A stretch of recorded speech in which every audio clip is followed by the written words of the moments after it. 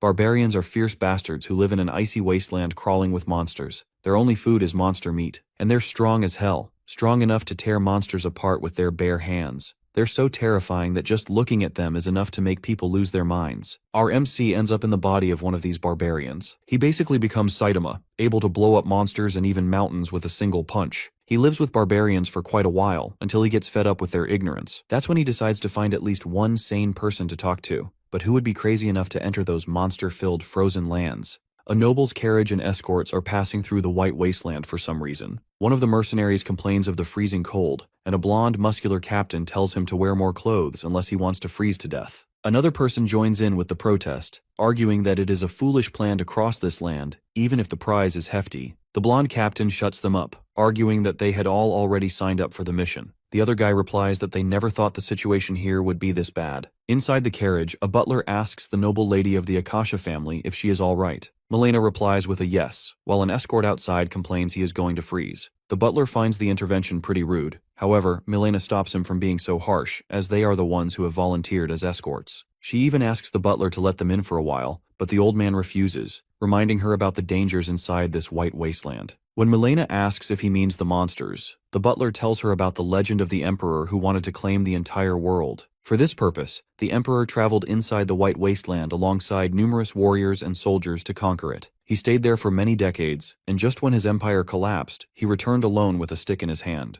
The man had lost all his men and spoke as if he had gone mad. He explained that the wasteland was full of monsters. However, the most dangerous thing there was, not these monsters at all, but the barbarians. The butler, however, adds that this is surely a legend which they cannot be certain about. Milena argues that his words held so much weight, considering many of the monsters he described have already been confirmed to exist in this place. They then discuss that although there has not been a sighting of these barbarians to confirm the legend, some weirdo named Euron told countless tales about these beings. Just then, the captain asks everyone to stop, as he can vividly see someone approaching them. As he could barely catch a glimpse of him, he tells everyone that he had both good and bad news. The good news is that the thing coming toward them is small in size, and the bad news is that he is not certain if it is a human or a barbarian from the Emperor's legend. Unexpectedly, when the barbarian approaches them, he politely says that he was just wandering here and there after he got sick of looking at the other barbarians. Catal says that he had not expected that he would run into some outsiders and greets them, saying he is happy to see them. He asks the captain if this is a merchant's carriage, and if they are the guards hired to protect it. When the captain confirms this, the Ashen barbarian suggests they head back, mocking that he is pretty sure they will not listen to him. Catal goes on to ask if there is someone in the carriage, and while everyone is too scared to utter a single word, the barbarian proposes that he wants to be hired as a mercenary too.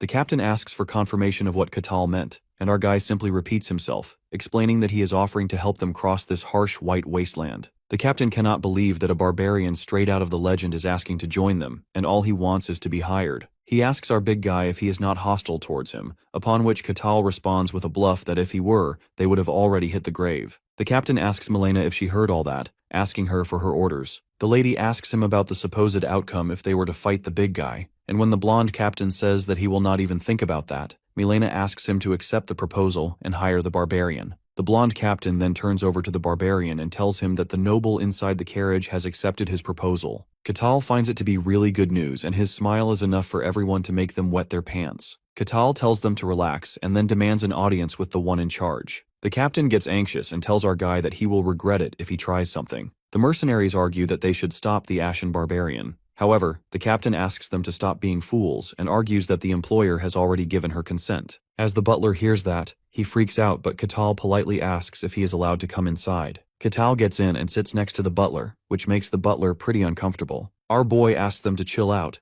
arguing that he has no intention of harming them at all. Lady Milena also appears to be a bit anxious, yet she warmly greets our guy. Catal mentions how warm it is inside and how it must be pretty hard to keep a place like this heated. Milena explains that magic is to blame for this, which gets the otaku lover pretty excited. Catal then tells her that the place is quite dangerous, and that there is only a slim chance that they could make it through alive, which is why he is offering to protect their lives. He also mentions that he has one condition, and just like that, the entire mood turns tense. Milena keeps herself calm and asks the guy what he wants. The barbarian smirks, and all he requests is knowledge of the world beyond these snowfields. Milena finds it pretty odd, and the barbarian makes it clear that it should not be a bad trade for her. Sweat slips down her face as she realizes she doesn't really have a choice and agrees to the proposal. The butler, however, does not seem to approve of this deal at all. Katal asks the lady about her name, and the lady gently introduces herself as a noble from the House of Akasha. Katal returns the favor and extends his gratitude for their little journey together. Back on Earth, he always dreamed of living in a fantasy world, and one day that wish weirdly came true. He somehow got isekai'd and woke up as one of those idiotic ashen barbarians stranded on a snowfield. He never got the chance to figure out how it happened, since surviving in a freezing wasteland while fighting non-stop waves of tough monsters was already a nightmare on its own. To stay alive, he pulled those dumb barbarians together, formed a clan, and took the lead. Time flew without warning, and all his escape plans turned out to be useless. But everything changed one day when a system panel suddenly appeared, saying he could finally leave this frozen hell if he completed certain quests. From the very beginning, it felt like some invisible force was keeping him stuck here, and he had nearly lost all hope. Over the years, many outsiders randomly showed up now and then, and from them, he found out that the world outside these cursed snowfields really was full of fantasy and magic, just like he had always imagined. Once he finds that out, he starts putting in even more effort and keeps clearing quest after quest, hoping to finally get out of these cursed fields. He also realizes just how valuable outside information is, which is why he asks Milena to trade some in exchange for helping her group cross through safely. Until now, everyone he met either freaked out or pulled a weapon on him, treating him like a monster. So he's honestly just glad to finally have a normal conversation with someone. The barbarians he was stuck with were completely brain dead, and talking to a proper human being for once actually calms his mind a bit. Out of nowhere, Katal asks the lady if they are transporting weapons. When Milena asks what made him think that, he says he heard the sharp clanging of metal from the wagon, which was a dead giveaway. He then asks her if there is a war going on beyond these frozen lands, and Milena's expression darkens as she confirms that the Empire and the Kingdom are currently locked in battle. She adds that the Empire is huge and trying to conquer the Kingdom, but so far the Kingdom is managing to hold its ground. She credits this to the Swordmaster and the hero who are guarding the borders.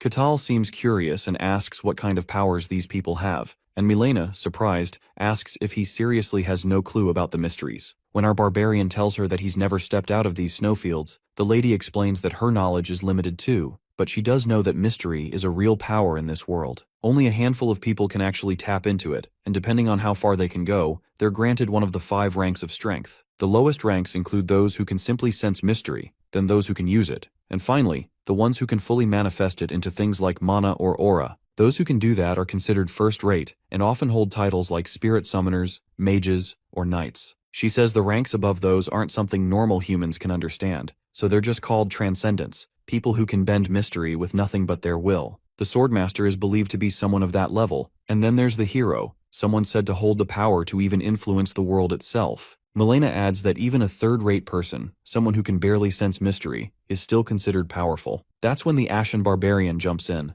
asking to meet such people. Katal has no clue how long he's been stuck in this cursed place, but now he's more desperate than ever to escape. As he looks at his own reflection in the mirror, he quietly decides that no matter what it takes, he's getting out. That's when Milena asks if he's really a barbarian. Katal confirms it, wondering if they already know who he is. The lady then brings up the old legend and starts telling him everything about the Emperor. But Katal cuts her off, smirking as he says he actually remembers the guy visiting the fields once, and he just thought the man was some crazy lunatic back then. When Milena fails to understand what Katal means, he tells her straight that her legend might actually be true. Then he brings up something that's been bugging him for a while, asking why they chose this exact route when they're carrying such a massive load of weapons. Milena's face turns a bit gloomy as she quietly admits that they're stuck under a mountain of debt. She explains that her family has been in the trade business for generations, but people around them got jealous and started sabotaging their deals. All of that left them completely bankrupt. Now this merchant trip is their last shot at keeping the family name alive. Katal, using every bit of his brainpower, puts the pieces together and guesses that she must be trying to sell the weapons to the kingdom. When Milena curiously asks how he figured that out, Katal explains that if the Empire is really pushing forward, like she told him earlier, then the kingdom must be the one in need of weapons. That would mean they're willing to pay any price to build up their supply, which makes this dangerous route worth the risk. He even points out that since she didn't bother taking a safer route, it clearly means the two nations must be sharing a border. Milena looks at him in disbelief. Everything she had heard about barbarians painted them as ignorant and wild with no sense of logic. But now, seeing one of them lay out everything so clearly makes her start to wonder if he's even a real barbarian. Just then, the carriage jerks to a sudden stop and a loud crashing noise comes from outside, letting them know they've got company. As they quickly hop out of the carriage with weapons in their hands, they find themselves up against a huge sewer monster with red, bloody eyes. The sight of the monster leaves everyone frozen with fear, and the blonde guy just barely manages to mumble that it's a black slime. Katal inquires if it's really a black slime, and the lady confirms that this is what she has read in the records. When Katal asks about these records, she explains that in the past, many people tried to conquer this monstrous white snowland,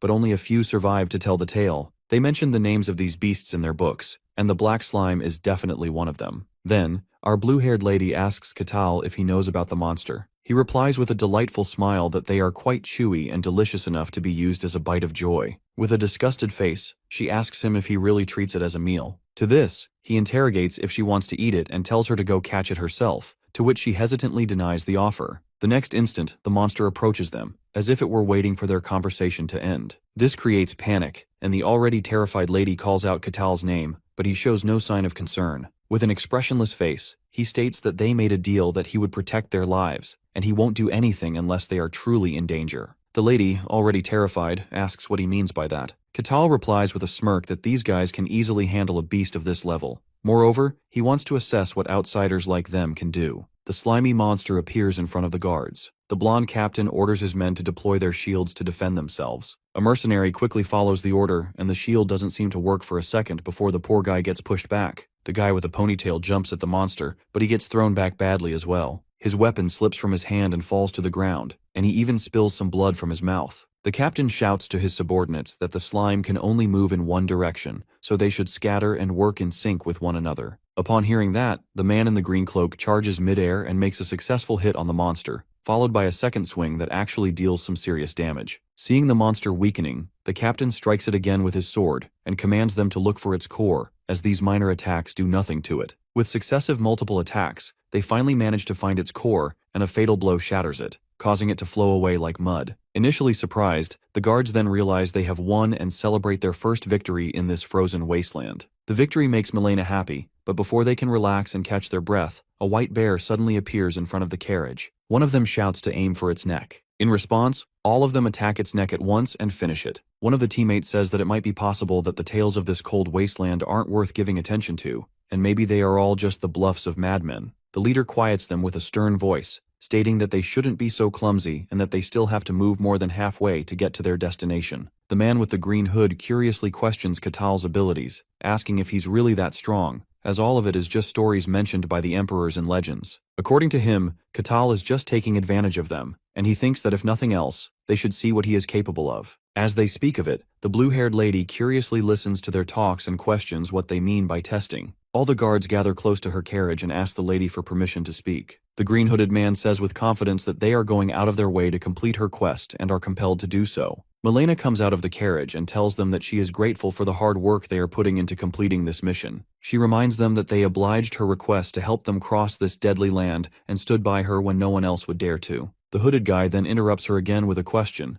asking if Katal deserves that VIP treatment, since he hasn't even had a single fight since he joined them. The lady of the Akasha family says that she understands what kind of evaluation they want from him. She doubtfully stares at the captain, who speaks in denial that he has already told them he has no say. Katal, with a smirk on his face, comes out of the vehicle and asks them if they want to see what he is capable of. One of them says that there is no way to test him right now. Katal, as he comes out of the carriage with his huge, well-toned muscular body, says that they are going to have another visitor soon. Just then, a dark shadow with bright eyes appears behind them, with a voice echoing that it's going to have a full belly today with the tasty weakling mortals. As the carriers turn around, they see a large snake with red, beaming eyes, terrifying them with its sharp teeth and long tongue hanging from its open mouth. The serpent threatens them to struggle as much as they can, because it will make them a lot more appetizing for it. Milena covers her ears in panic while the mercenaries keep their eyes tightly shut, trying not to move an inch. Katal walks right up to the beast, glowing with a strong purplish energy, and tells the snake to back off because these people are now under his protection. The big bad white snake starts getting uneasy the moment it lays eyes on Katal and asks what brings him here.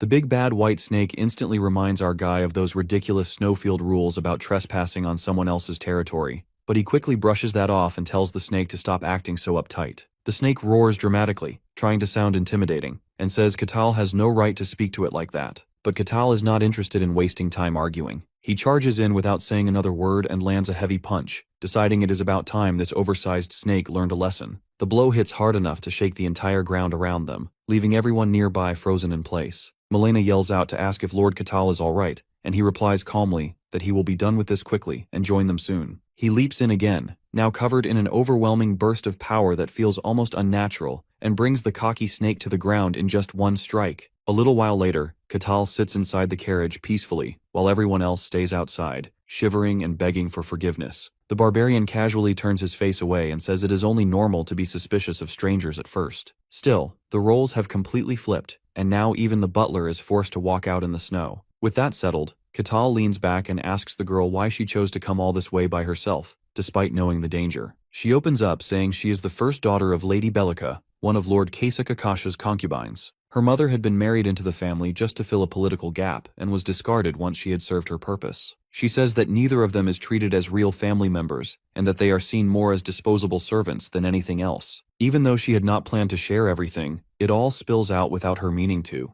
She says she took on this harsh journey to make an impact and a name in her family. Catal smirks and says she is clever and ambitious, and a little greedy too. Before the conversation can go deeper, the mercenary captain loudly announces that they have reached the destination and that there is green land ahead. As everyone starts preparing to part ways, the blue-haired lady thanks Catal for everything. He asks how she plans on returning, and she says that she will travel through the Empire when the time comes. Before leaving, she mentions something he said earlier in the carriage about her being smart, and he repeats it without hesitation. He then lays out her entire plan, connecting every dot without missing a beat. He says she wants to make her place in the family and eventually rise to the top. She nods in silence, and to Catal, this story feels a little too familiar. A child born to a concubine who wants to rise above the title and be recognized as part of the main bloodline. He has seen it all before during his life as an otaku. The girl starts to see how sharp Catal truly is, much beyond what she expected from a barbarian. She wonders if she can control his strength one day and tells him to come find her once he leaves the snowfields, offering him a place beside her. Catal turns her down, saying he still has unfinished business. So she gives him a pendant and tells him to visit her if he ever finds himself in the outside world. Catal accepts it with a simple smile, calling it a gift without asking too many questions. The butler gives a respectful farewell, and they all go their separate ways, hoping that fate brings them together again someday. 5 full years pass, and Catal finally completes his 784th quest, which officially grants him the right to leave the snowfields and step into the outside world he has been longing for all along. He peacefully enjoys the scent of the grass and the gentle sound of the river, feeling as though he's finally been summoned to heaven after enduring a living hell in the snowy wasteland. Turning toward the icy plains, he curses the place, hoping with all his heart that he never has to go back there again. He fantasizes about everything he can finally enjoy in this new world of magic, a fervent desire that has kept him alive all this time. He sees the world beyond the snowfields as a place where miracles are commonplace, and his gaze lands on the first civilized village he has ever encountered. He recalls talking to those idiotic barbarians back home about building a proper shelter, but they were entirely clueless, preferring to simply sleep in dug-up snow for protection from the elements. Having sorely missed the structure of human civilization, he wonders how he should go about greeting the people of this new world. He decides to act like a gentleman and walks toward the village. Meanwhile, in the village, an old elven geezer is telling the other elves that this place is now their new home and asks them to unpack their belongings. One of the elves asks if the place is truly safe,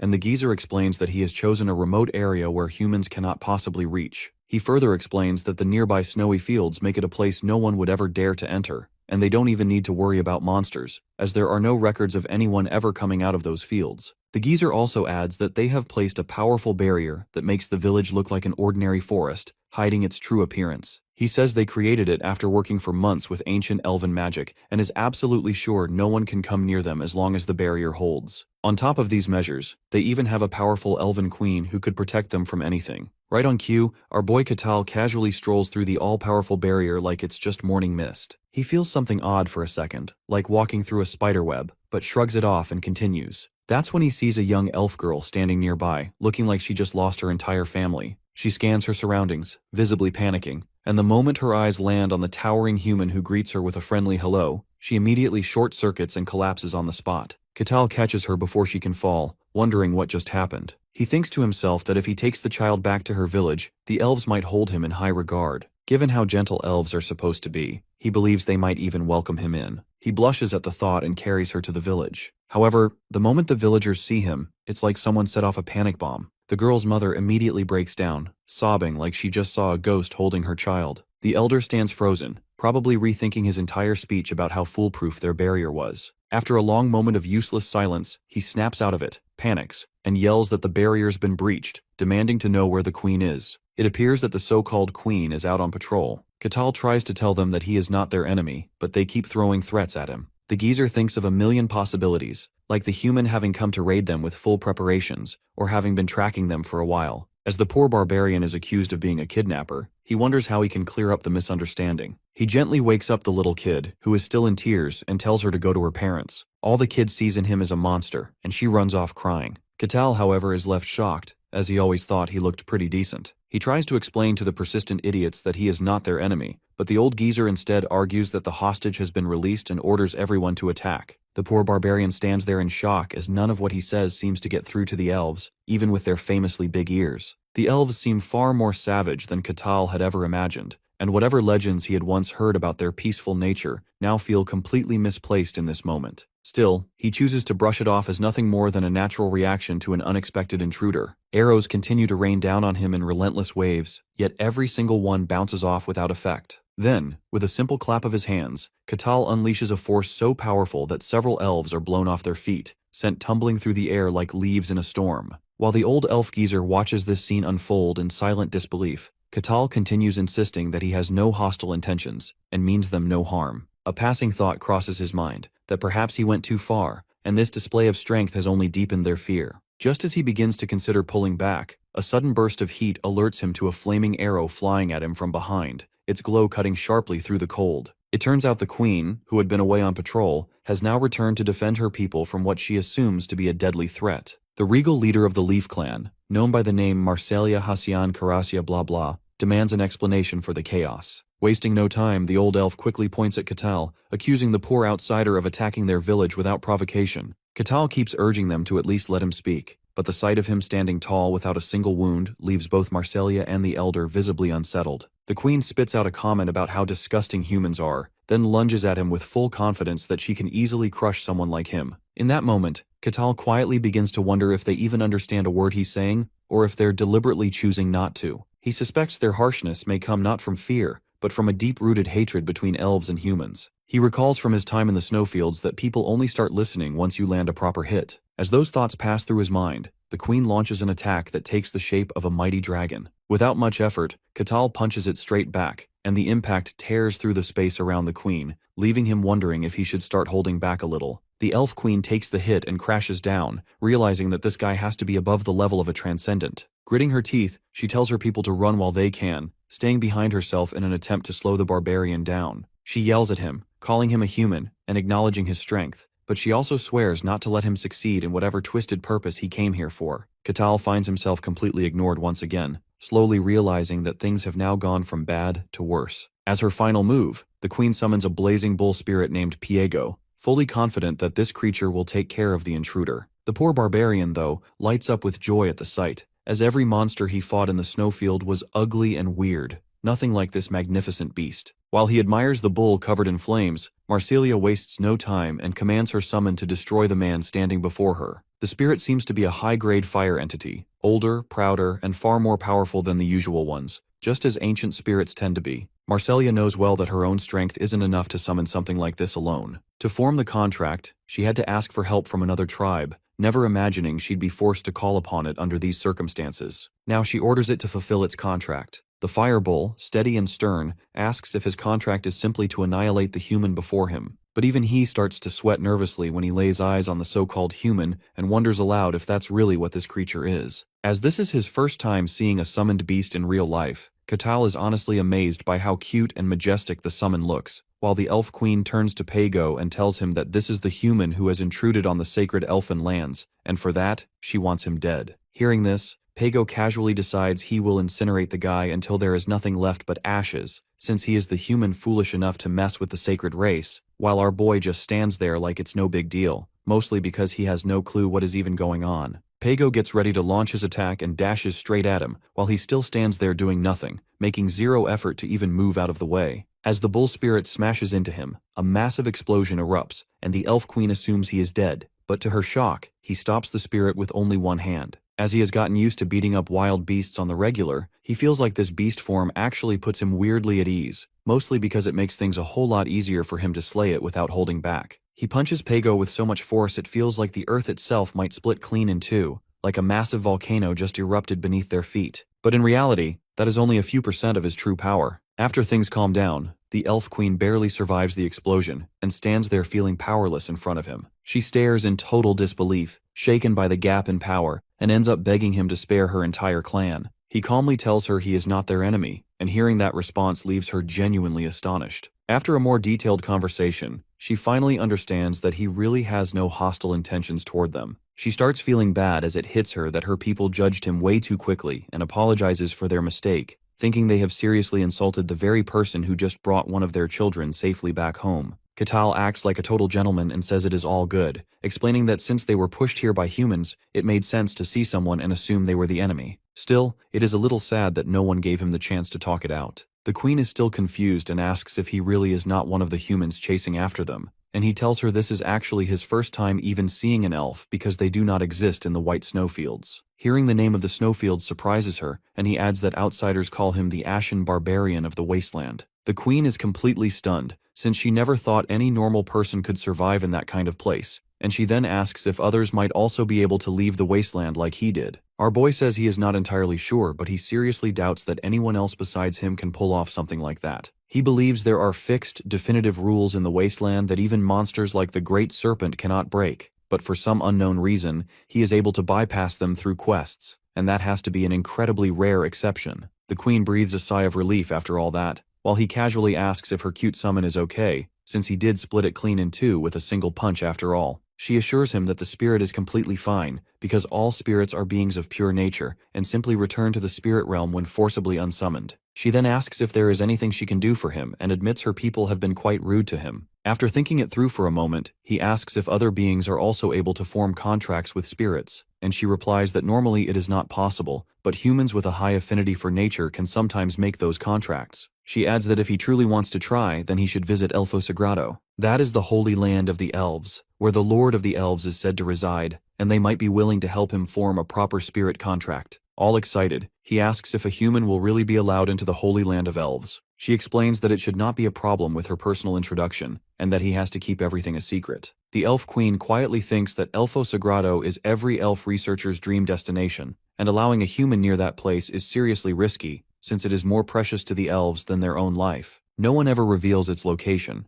but she decides to trust him and hands over a glowing crystal to take with him. She tells him that the Elf Lord will test his worth, but she is confident he will pass, and wishes him good luck. She then formally introduces herself as the Queen of the Leaf Tribe, Marcelia Carusia, and asks for his name, which he gives as Katal the Barbarian. After confirming the location, he dashes through the forest straight toward it, quickly closing in on the border of the Varkan territory under the Kingdom of Gehent. The guards on watch start to panic when they spot a giant cloud of dust racing toward them at ridiculous speed, and they rush to get ready for battle. He tells the guards that he is genuinely pleased to meet them standing. Hearing that, the scared guards recognize right away from his gray hair and the large scar on his chest that he is the infamous Ashen Barbarian. They immediately warn him to stop where he is, or they will attack if he takes another step forward, but he tells them to chill out, explaining that he is not their enemy in any way. The guards ask what exactly he wants, and he simply points toward the wall, which understandably leaves them a little confused. Seeing that, he explains that all he wants is to visit the domain for a bit and nothing more. Inside the Knight Captain's office, the captain asks if his only goal is to pass through,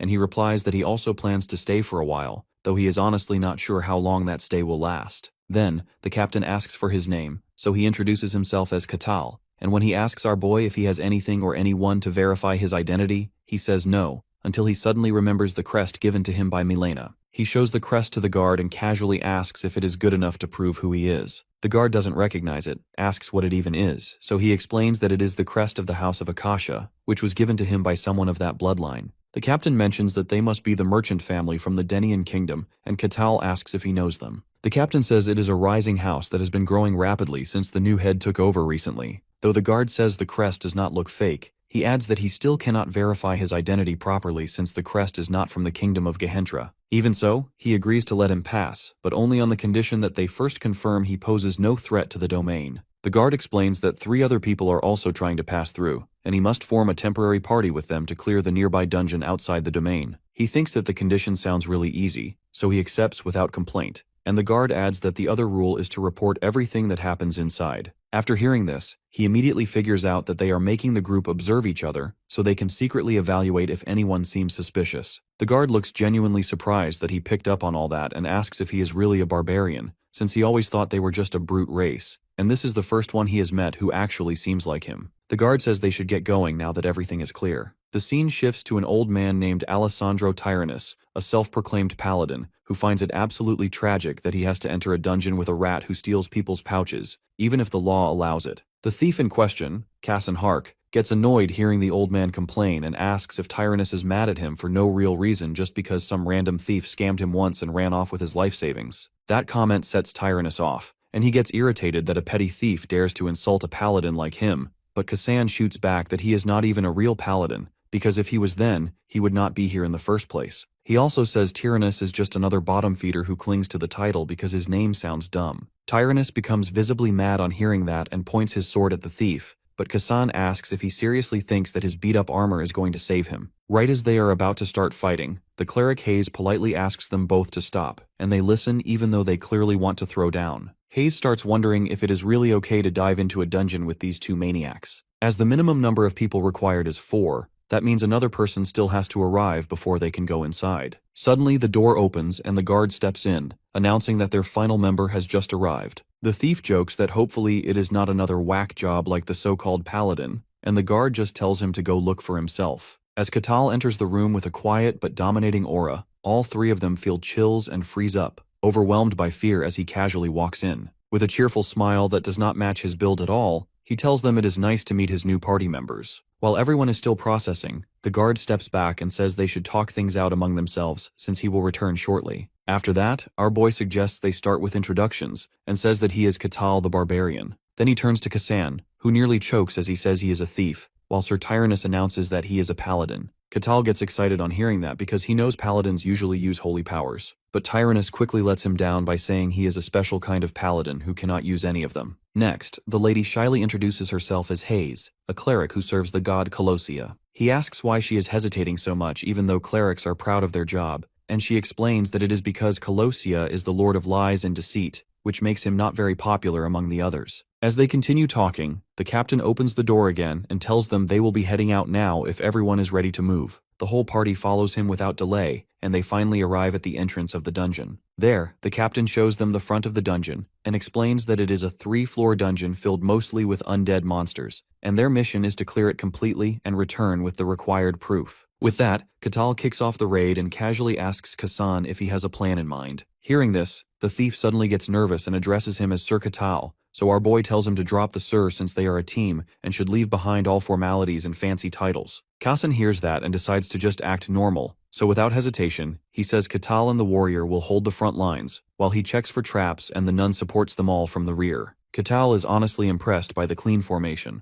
and the other two agree as well, so with that, the team begins their exploration. Inside the dungeon, Hayes quietly thinks to herself that the place is far too dark, while the thief gets suspicious because there are none of the usual traps or tricks around. Suddenly he tells everyone to stop moving because there are monsters nearby. He cannot see anything clearly, but there are bone fragments scattered on the floor, which are the remains of skeleton monsters that attack if anyone steps too close. Kaysan thinks the guards probably knew this dungeon was dangerously difficult, so they lied about it being a simple identity test, and are just using the dungeon as a tool to quietly eliminate any suspects. Catal acts like he has no clue what is going on, so Cassan breaks it down for him, explaining that skeletons are undead monsters that keep moving even after losing their limbs, and since they are all bone, their defense is naturally really high. He tells Hayes to get her powers ready and signals Tyrannus to prep his shield, also advising Catal to be careful because this dungeon is going to be way tougher than they first thought. Cassan tells everyone that they should focus on distracting the skeletons so he can find an opening and strike their necks, since that is a weak point and the only way to properly kill a skeleton. As Catal steps closer to one of the skeletons, it suddenly rises while the others prepare for a fight,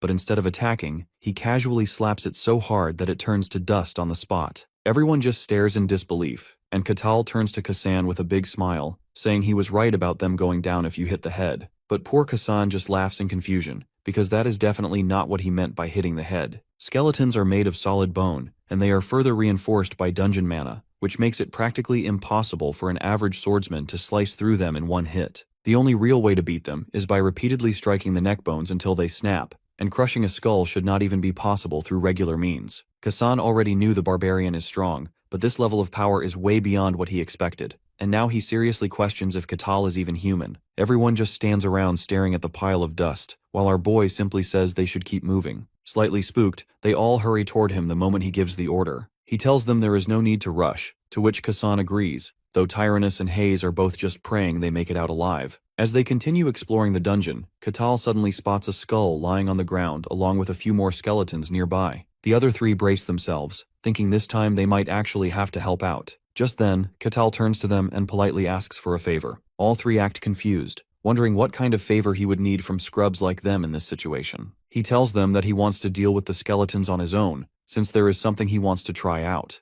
Kassan just shrugs and says he can do whatever he wants, and Hayes and Tyrannus also give him the go-ahead. They stand back, wondering what kind of experiment he is about to run, while Katal flashes them a quick thanks. As one of the skeletons rises up, Katal is completely fascinated by the way it assembles and wonders out loud how it is all put together. The skeleton goes in with a full swing, trying to slice him with its sword, but Katal effortlessly catches the blade between two fingers and breaks it like a twig. He asks what the skeleton is planning to do now, but it does not hesitate at all. It jumps high and goes for another attack. Our boy dodges the strike smoothly, grabs the skeleton's arm, and asks the scrawny thing what will happen if he does this. He slams the arm into the floor, turning it to dust, and the skeleton just stands there staring at its missing limb in visible confusion. Then it tries to act cool, kicks the sword up into the air like a gangster, and grabs it in its other hand to fight for its undead life. But Katal's Nagatoro tier bullying doesn't stop there. The skeleton charges again, but our barbarian grabs its remaining hand and rips that one off too, instantly reducing it to dust like the first. The poor skeleton still refuses to quit and starts flailing its broken arms at him. Our boy grabs it and completely crushes the right arm for good. He is genuinely impressed that the skeleton can substitute its body parts and has such high intelligence, while the rest of the party just watches in stunned silence, pitying the poor skeleton getting clowned on. Hayes feels a chill run down her spine as she watches the scene unfold, while Kassan and Tyrannus look like their souls just exited their bodies. At that moment, they truly realize what kind of monster a real barbarian is, as Katal stands in front of the broken skeleton with a proud, menacing smile like it's the start of his villain arc. The others stare in horror as Katal uses brute force to detach the head from the skeleton's body and chuck it onto the ground, all the while looking like a complete psycho. He then finds it oddly amusing that the creature really cannot move without its head, before smashing the skull with his foot like some kind of villain. Seeing that scene, a cold shiver runs down the spines of the other three as Katal casually apologizes for the delay after acting like a demon he has clearly become. Completely terrified of him, Kassan nervously says it is no issue at all and politely requests Sir Katal to take all the time that he needs. Our boy just nods, not understanding the situation, and says he is glad they are being so polite to him. With that, he says they should head deeper again, and the other three quickly agree with him like they are hostages at gunpoint. After exploring for a bit more time, they finally reach the stairs that lead down to the second floor of the dungeon. Once they enter the new floor, Kassan suggests they take some rest before exploring any further. Katal agrees and says it would be best if they all rest for a while. Hearing that, Kassan is honestly overjoyed that Lord Barbarian has benevolently granted his humble request. While they are resting, the three of them sit in one corner of the room while Katal quietly sits in the other, and no one really says anything. Then, out of nowhere, our hero tosses out that he wants to ask them something about the dungeon. All of them instantly get alerted and ask what he wants to know. Our boy looks a little embarrassed but still admits that his knowledge about this kind of thing is really minimal, so Hayes panics a bit and tells him that having the desire to learn is a virtue, and she herself is pretty thirsty for knowledge too. After getting the go-ahead, Katal says this dungeon is situated really close to the territory, and asks if there are any concerns about the monsters inside escaping.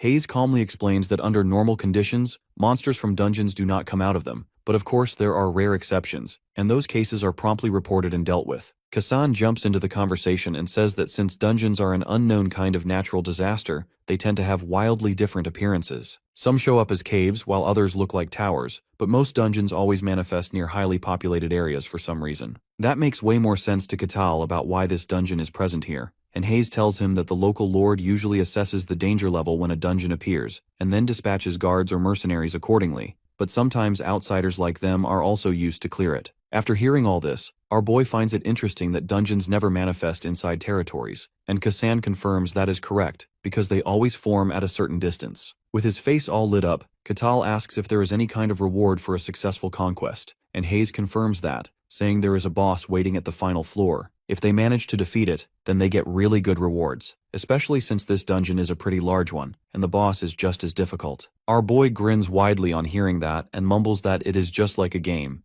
and when the nun gets curious about what he means by that, he dodges the question by saying he was just talking to himself. Then, he says that he wants to ask one more thing and then inquires who exactly is the one who creates these dungeons. Genuinely surprised by the question, Hayes tells him that no one really makes them, as they are considered natural phenomena. But our boy explains that there are still way too many odd details if that is really the case. The first thing is how they always appear near populated places, almost like they are demanding to be explored. It feels more like they are tempting people with treasure, which sounds way too deliberate for something natural. Hayes thinks what he is saying actually makes a lot of sense, but she admits she never really thought about it that way. Kassan also agrees it sounds suspicious, but says that since it was taught as a truth of their world, so he never questioned it either. It is a well-known fact, so there was no reason to doubt it, but the thief wonders how this barbarian is smart enough to question the truths of the world. From what he knows, barbarians are supposed to be brainless savages, but Katal clearly does not fit the description of a typical barbarian. Our boy finds their insights quite interesting, and then asks if everyone has rested enough. After they all reply that they are ready to move on, he leads them deeper inside to continue the dungeon exploration. After wandering around for quite a long while, they suddenly stumble upon a treasure chest. Kassan explains that it is a proper treasure chest, and it is one of the rewards hidden inside labyrinths, but you can only claim it if you are able to unlock it first. The thief looks at the chest and thinks that to open something of this quality, you would need someone who is a master at lockpicking. Since someone with that level of skill would have no business in a place like this, he figures they will probably have to abandon the chest altogether. But Katal tells him to go ahead and open the lock since this is a treasure chest, and that is literally his whole thing as a thief. He repeats that it is his only job in their team,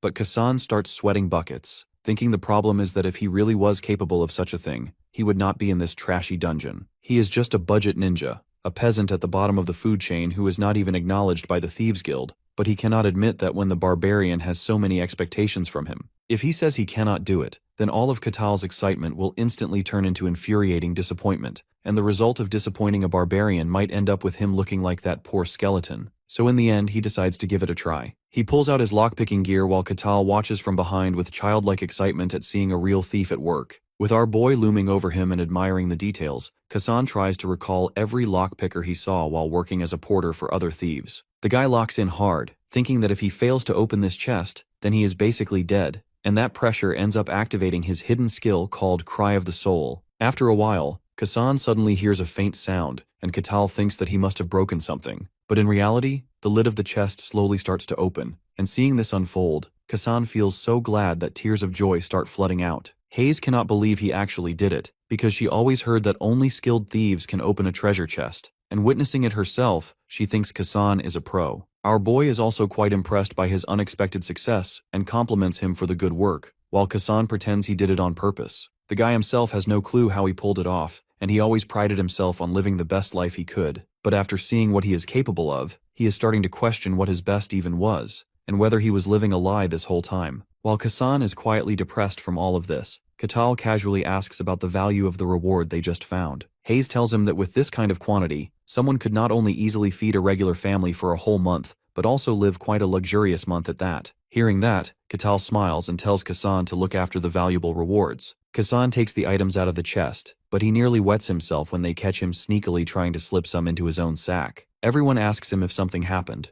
but he awkwardly denies everything like nothing is wrong. Later, they come across a random pile of bones lying on the floor, and from the looks of it, there appear to be 4 skeletons, so our barbarian says that he will take care of 3 skeletons and leave the last one for the rest of them to handle. Everyone agrees with the plan as they quietly wonder if this even counts as a real battle. The moment they slowly get in range of the pile of bones, the skeletons begin assembling. As the scary, spooky skeletons ferociously roar at the party, everyone quickly prepares for the fight, and Katal confidently shouts at the skeletons to bring it on. Kassan charges in first and lands a clean hit. But as the other 3 skeletons try to gang up on him, our boy casually grabs them with his giant arms and hugs them from behind so they do not interfere with the fight. He tells them not to interrupt because he wants to observe how his teammates fight on their own. Kassan dashes toward the skeleton again and strikes its neck with his blade, but it is still not enough to kill it. The skeleton then swings back with an attack, which Tyrannus manages to block with his large shield. Meanwhile, Hayes casts Shadow of Confusion on Tyrannus's sword, and he uses it to land another powerful strike on the skeleton's nape.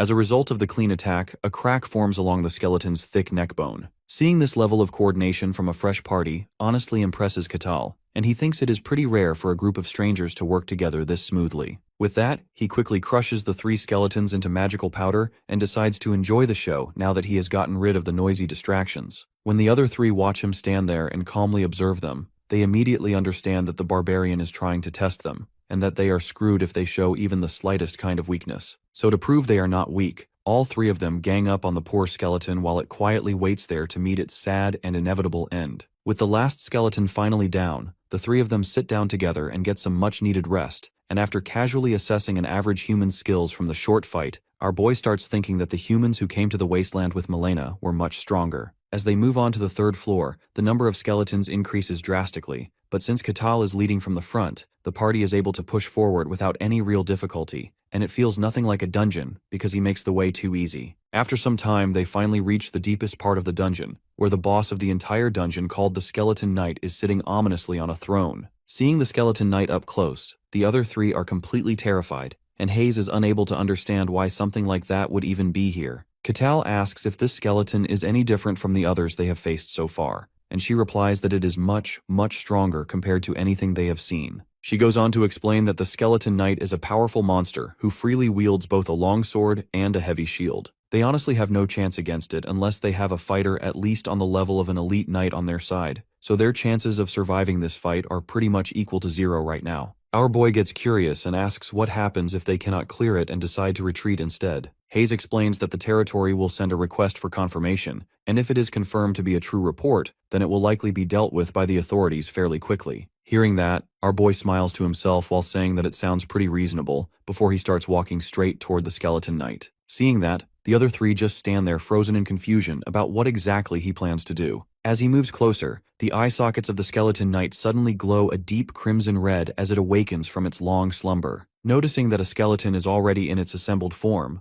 our boy realizes the boss is different from the rest. Just then, the boss pulls back its sword, and Hayes quickly figures out what it is planning to do, so she immediately casts a barrier to protect everyone from the massive energy beam that fires from the Skeleton Knight's sword. However, she soon realizes her powers are way too weak, and it does not take long before the barrier shatters completely, leaving only Tyrannus to block the attack with everything he has, while Hayes gasps desperately for air. The paladin barely manages to hold back the devastating blow, but what really catches his attention is that a single strike from a monster has enough raw force to destroy both a magical barrier and a frontline tank, making it very clear that the edgy boss covered in heavy armor is definitely no joke. At that moment, the skeleton stares him down with a deadly glare and suddenly launches itself at full speed. But, like always, he just stands there calm and unbothered, then casually jabs the boss so hard its bones literally vaporize on the spot. After taking a hit with force that rivals a full-speed truck kun, the poor skeleton's upper half flies clean off, leaving everyone in the room standing there with their jaws dropped in complete amazement. Meanwhile, our barbarian casually dusts off his hands and feels just a bit disappointed that it all ended way too quickly. Then, his eyes catch something interesting, and he instantly yells at Casson to come over right now. Staring at the fancy treasure chest sitting at the bottom of the dungeon, he asks the thief if he can unlock it.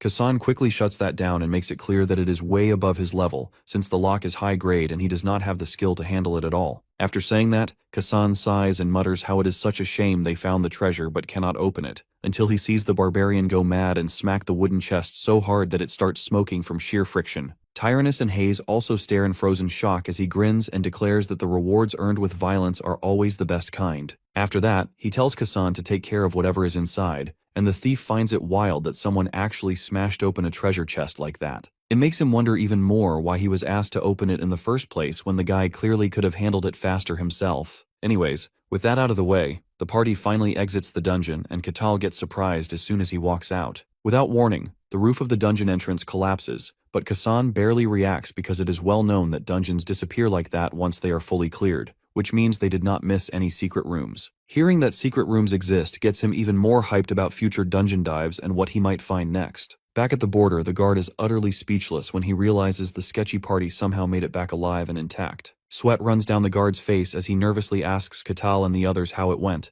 and the barbarian cheerfully tells him that it was an absolute blast. The guard looks mildly disturbed by that energy, but he still moves on to the next step, which is interrogating each of them one by one about everything that went down inside the dungeon. First up is Hayes, and she calmly says that she did not notice anything unusual or problematic during the mission. However, the captain is not quite convinced, and questions whether she really thinks it is acceptable for a barbarian to be allowed inside the domain in the first place. Hearing that, she seems a little unsure what to say because she knows the interview is clearly meant to identify any potential risks. After her, Kassan steps forward and says that Katal does not seem like some mindless barbarian who would cause trouble for anyone. The guard appears surprised to hear that someone with such overwhelming strength did not abuse it or harm his teammates, which he finds very unusual and worth noting. Finally, when it is Katal's turn for the interview, he gives fair comments about each party member and offers genuine praise where it is due. That throws the guard off again, since normally the people he throws into dungeons together end up blaming or trash-talking each other during these follow-up sessions. After hearing them all out, the man grants them entry into the territory, but only on the condition that they can be removed at any time if they cause even the slightest trouble. He then hands Katal a large sack filled with coins as a reward for clearing the dungeon, and even he feels no urge to skim from it after seeing the relaxed smile on Katal's face. With that, Katal turns to his party members and tells them to take their share of the reward.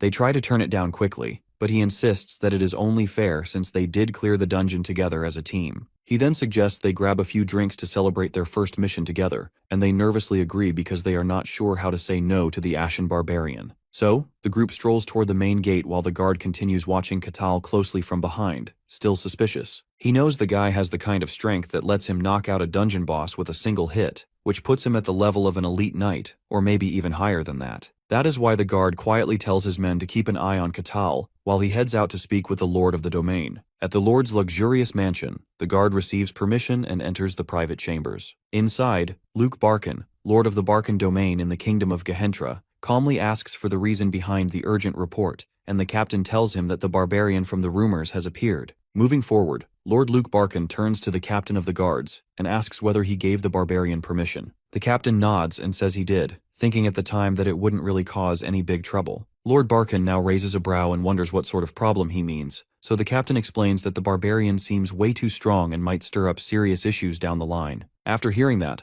Lord Barkin leans in and asks how strong exactly, and the captain reveals that the guy knocked out a skeleton knight with a single blow. Lord Barkin's eyes shoot wide open, since a skeleton knight normally poses a challenge only for trained knights, or someone at an even higher level. And yet somehow, a mere barbarian, a class not exactly famous for brainpower, manages to wipe it out with just one hit. Just to be sure, Lord Barkin double-checks whether this means the barbarian counts as first rate, and the captain responds that the odds of that are pretty high. Then Barkin throws in another question, asking whether he might be even stronger than that, and this time the captain says he honestly can't rule it out. That answer doesn't sit well with Lord Barkin, who now thinks that having a barbarian of this caliber could easily turn into a royal headache someday, since barbarians live by one rule only, which is that power decides everything. He orders the captain to summon the guy, but the captain hesitates and wonders aloud if that's really a smart idea. Lord Barkin calmly explains that letting someone this powerful roam unchecked within their territory could become a threat to their stability, so laying eyes on the man himself might give him a better sense of control. The captain still has doubts and says the move might be risky, but the Lord reminds him that he has his personal knight right there for protection. He then turns to the knight for a second opinion. The knight confidently replies that while the barbarian might seem powerful, in the end he's still just a mindless brute who stands no chance against the refined swordsmanship passed down to him by the legendary great swordmaster. Lord Barkin nods with satisfaction and gives the command to bring the barbarian so he can handle the matter directly. Meanwhile, our guy Katal sits with his party, absolutely destroying a meal while the others sit quietly and watch him inhale food like he hasn't eaten in years. He slams his mug down and cheerfully declares how amazing the food tastes and how peaceful the place feels, saying he really likes the vibe. He adds that the meal's on him and tells them to go wild and eat whatever they want, which leaves them all genuinely surprised. He then turns to Sir Tyrannus and asks what sort of divine powers he possesses, since he didn't see anything flashy back when they went through the dungeon together. The paladin scratches his head, clearly embarrassed, and explains that he's still in training and hasn't unlocked his full potential yet.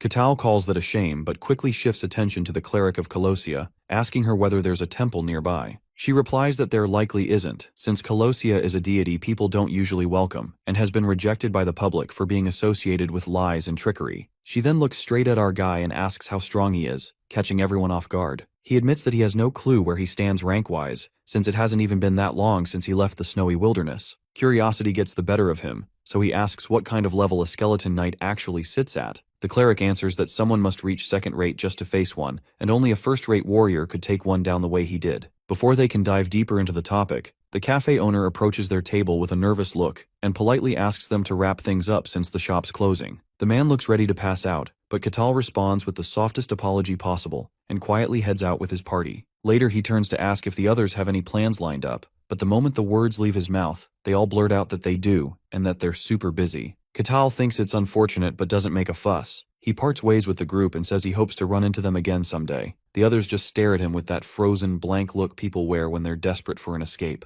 The day winds down, and our guy eventually finds a place to stay that's comfortable enough to make him forget how rough things were in the past. He settles into bed and realizes that this is the first time he has even touched a bed since he arrived here. He finds it comforting that the loot from the dungeon was enough to pay for a proper room, since the comfort feels like paradise after all that snowfield chaos. He starts thinking about what lies ahead now that he's finally made it into civilization and sighs, wishing to visit places like the sacred grounds of the elves, the magic tower, or even the royal capital. Thoughts like these float around until sleep gently pulls him under. The following morning, a knock on the door jolts him awake. He quickly wipes away the drool from his mouth and drags himself up. When he opens the door, the captain of the guard stands tall in front of him. Catal rubs his eyes and asks what's going on, and the captain calmly informs him that the Lord wishes to meet him face to face. Hearing that, Catal lights up at the idea of meeting the ruler of the land and flashes an innocent smile before agreeing without a hint of hesitation. Still standing half-naked by the door, he tells the captain to hang tight while he grabs some clothes.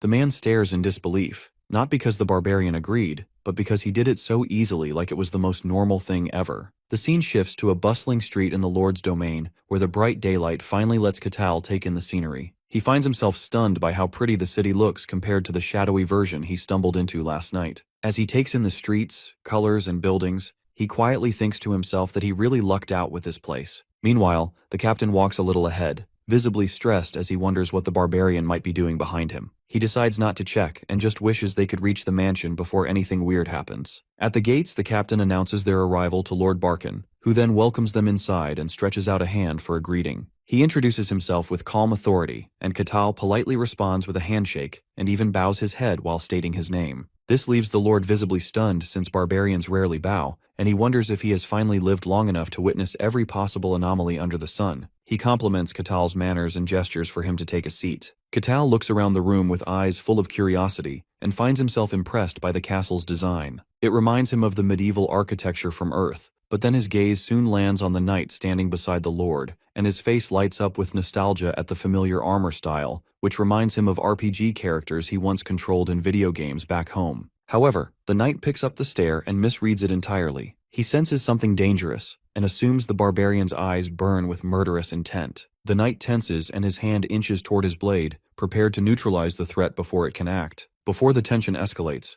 Lord Barkin clears his throat and calmly explains that the purpose of this meeting is to confirm a few details about Catal. Our boy nods without complaint, and the Lord begins by asking where he comes from. Catal, with a small shrug, remarks that it sounds like a question that means a lot to the Lord, and answers that he hails from the coldest place known to man, that is a snow-covered wasteland. His answer leaves both the knight and the Lord speechless. They exchange shocked glances as they realize that Catal might really be the legendary barbarian whispered about in tales. The Lord admits that the story sounds unbelievable, but Catal tells him it was a nasty place to survive in, and whether the Lord believes it or not is entirely his choice. Rather than push further, Lord Barkin shifts the conversation and asks the question that has been sitting heavy on his mind, which is just how powerful this barbarian really is. Catal chuckles at the wording and says that the question makes no sense since even he has no clue what his limits are. After hearing this, the Lord and his knight share another loaded glance, and without skipping a beat, the Lord suggests a sparring match between Catal and his knight to find out the answer. He also throws in a handsome reward while our guy tries to fully process what's going on right now. Meanwhile, the Lord clearly sets the ground rules that it's not supposed to be a fight to death, and hopes the barbarian can actually respect those rules, to which our hero gladly agrees without hesitation.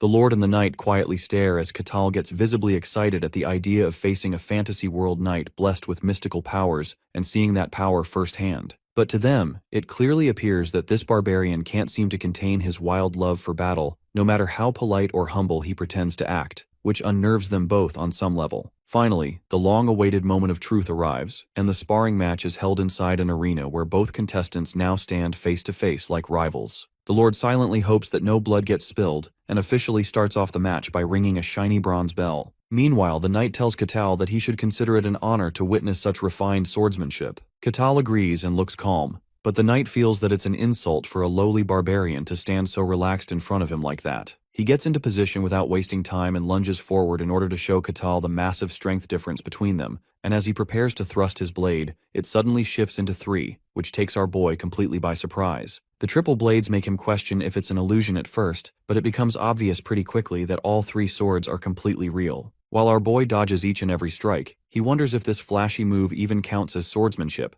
and the knight figures that our boy must be just strong enough to barely avoid the attacks, which seems impressive, so he decides to wrap it up with a final all-out strike. But right then, our boy lifts his fist and flicks the sword, which shatters it into pieces along with the knight's pride. He then reaches for the knight and grabs his armor like it's just a piece of old cloth before tossing him across the arena without any effort, which makes Lord Balkan sweat bullets. Once the match ends, the Lord stares in disbelief as his finest warrior gets wiped out in one blow, shaken by the terrifying strength the barbarian has just displayed. Our boy casually turns toward the Lord and asks if he's done, and the Lord fumbles for words as he tries to process the scene before his eyes. He estimates that anyone who can flatten a top-level knight like this must be superhuman at the very least, though he still has no clear way to measure the real scope of this power. That fact alone puts him even more on edge, since an unpredictable force like this could break the fragile balance of the world. After a moment, the Lord decides to report this matter to the person known as the Swordmaster, and thinks that he should be arriving at the mansion any moment now. As he hopes this event is interesting enough to catch the Swordmaster's attention, a familiar voice calls out from beside him. He turns his head and finds the old Swordmaster already standing there, which makes him sigh as he mutters that the old man's creepy hobbies still haven't changed. Swordmaster Kane lets out a chuckle and remarks that even someone like him needs a little fun now and then, before getting straight to the point and asking about the matter that dragged him here. Lord Balkan rises to greet him properly and says that it's truly an honor to be visited by someone like Old Master Kane on such short notice. Meanwhile, as the knight lies groaning in his bed, the door swings open and Lord Balkan walks in to surprise him with an unannounced visit. The Lord asks about his condition, and the knight immediately scrambles up and stammers that he should recover in a few days and apologizes for losing. But then Lord Kane steps in and tells the knight that his apology should be directed toward him instead, since the fool of a student managed to lose against some random barbarian. The master takes a glance at his condition and notices that even though the armor got wrecked beyond repair, there is not a single injury on his body. He wouldn't have felt shocked even if the knight had died, yet here he is with nothing more than tattered clothes, which leads him to conclude that the barbarian held back on purpose. Master Kane shares his analysis with them and says that their opponent was not just a brawny brute, but someone capable of controlling his power with remarkable precision. He adds that the man far surpasses the level of an ordinary knight to the point where mercy comes easy, which makes him sure that the guy must at least be operating on a superhuman level. This sends both Lord Balkan and the knight into stunned silence, and Lord Balkan clears his throat before asking what level of strength the barbarian has when compared to the Swordmaster. Kane replies with confidence that even if the barbarian qualifies as superhuman, he still cannot compete with the might of a true Swordmaster. Lord Balkan breaks into a nervous sweat while nodding along as the master continues his breakdown,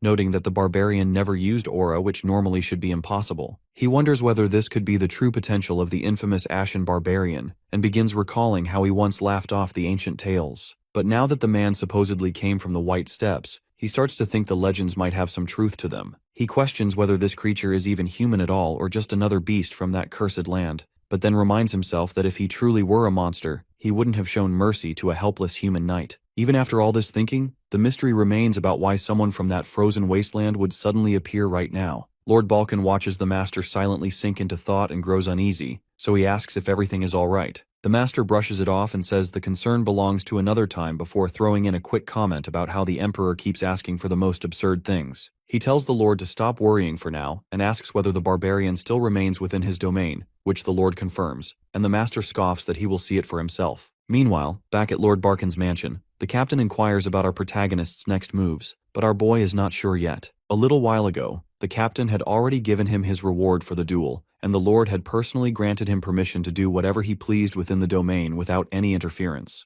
Our boy figures that while he doesn't have any solid plans, it would be seriously nice if they could give him a way to identify himself, so he doesn't have to complete a dungeon every single time he enters a new domain. Hearing that, the captain of the Night Guard explains there are 2 ways a person like him can handle that. He can either get a sponsor from someone with high status, or he can join the mercenaries. For that second option, however, he would need to build a really strong track record at the Mercenary Guild, since most of them are just a bunch of errand runners, so it would probably be a lot smarter for a legend like Catal to find a high-ranking sponsor. But our boy blushes the moment he hears that there is a mercenary guild, because in his mind they are the cool kind of adventurers who hunt monsters to make a living, just like in his dream fantasy. He grins and asks the captain where he can become a mercenary, and the man awkwardly replies that he should go to the guild. With the face of a man in love, our boy asks him politely to lead the way. You see, the mercenaries in this world are a bunch of nomads who roam the earth and take on any requests they can find, a lifestyle some people find romantic. However, most consider them the bottom-tier scum of society because they are sent as cannon fodder to deal with dirty work, like defeating dangerous threats. This sometimes costs these poor people their lives while they're just trying to make a living. Later at the mercenary guild, a merc slaps another one in a fit of rage for making a fool of him. The other guy gets just as angry and tells the scumbag to bring it on. At the same time, the other mercs watch them like it's a wrestling match, and even place bets on who will win. While the madmen fight each other for no reason, a pink-haired guild lady asks her friend Rosa what she thinks about the new recruits. Her blonde friend looks like she wants to shoot herself before the night ends as she replies that they are all a bunch of weirdos. The first one is a crazy man who claims he is a paladin even though he has no powers. Then there is a thief who should be an NPC in Sekiro, and the third is a priestess who is actually the most normal one, but no one trusts her because of the lord she serves. Hearing the disappointing description, the pink-haired lady is left completely speechless. Meanwhile, Rosa sighs deeply and feels genuinely annoyed that she has to spend the entire day at her dead-end job, watching brain-dead monkeys pick pointless fights with each other. She wishes a handsome knight in shining armor would suddenly appear and carry her away from her mind-numbing desk job. Right as she's having that thought, the door dramatically opens, and she quickly snaps back into professional guild girl mode. With the aura of a certified Chad, our boy makes a grand entrance into the guild. All the fighting monkeys in the room suddenly stop dead in their tracks as they realize the ashen barbarian has just stepped inside.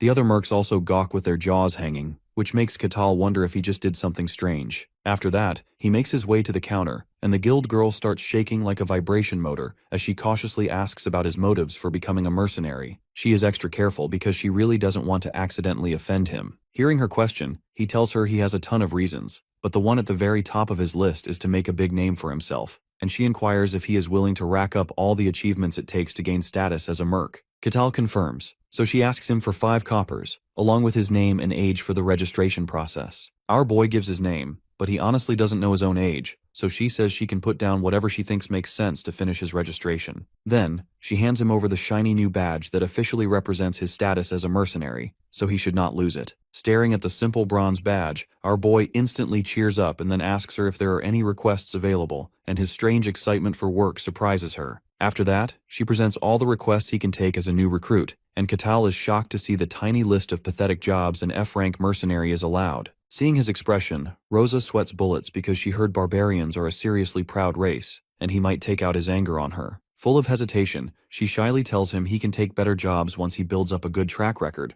but surprisingly, he is quick to choose one. He points to the herb gathering request, and Rosa confirms if he is sure that he is fine with it. Katal confirms and asks her for more information on where he needs to pick up the herbs, so the guild lady takes out a picture of the red plant and tells him they are right outside the village. Seeing that, our boy cheerfully gets up and says he is on it and heads out, leaving her completely surprised by the sheer level of chill vibes he is radiating. After he walks out the door, Rosa just sits there in sheer confusion while her friend walks over, shaking from head to toe. The scene then shifts to the forest just outside a nearby village where Katal finds a spot absolutely full of the herbs. He quickly takes off his clothes, puts on a straw hat to protect him from the heat, and gathers those herbs like a pro. After only an hour, he returns to the guild and slams a big sack full of herbs right on the table for Rosa to check. With his innocent smile, he asks her if he got enough, and she confirms that, all while wondering if he just destroyed an entire herb field. However, she is quite amazed by the perfect condition he brought them back in, because most other mercs are rough and rip them out of the ground like total savages, which brings their value way down. Watching her surprised, Katal acts incredibly proud about how good he is with his fingers, which makes Rosa slightly uncomfortable. Regardless, she serves him a tray with a single silver coin inside as his reward,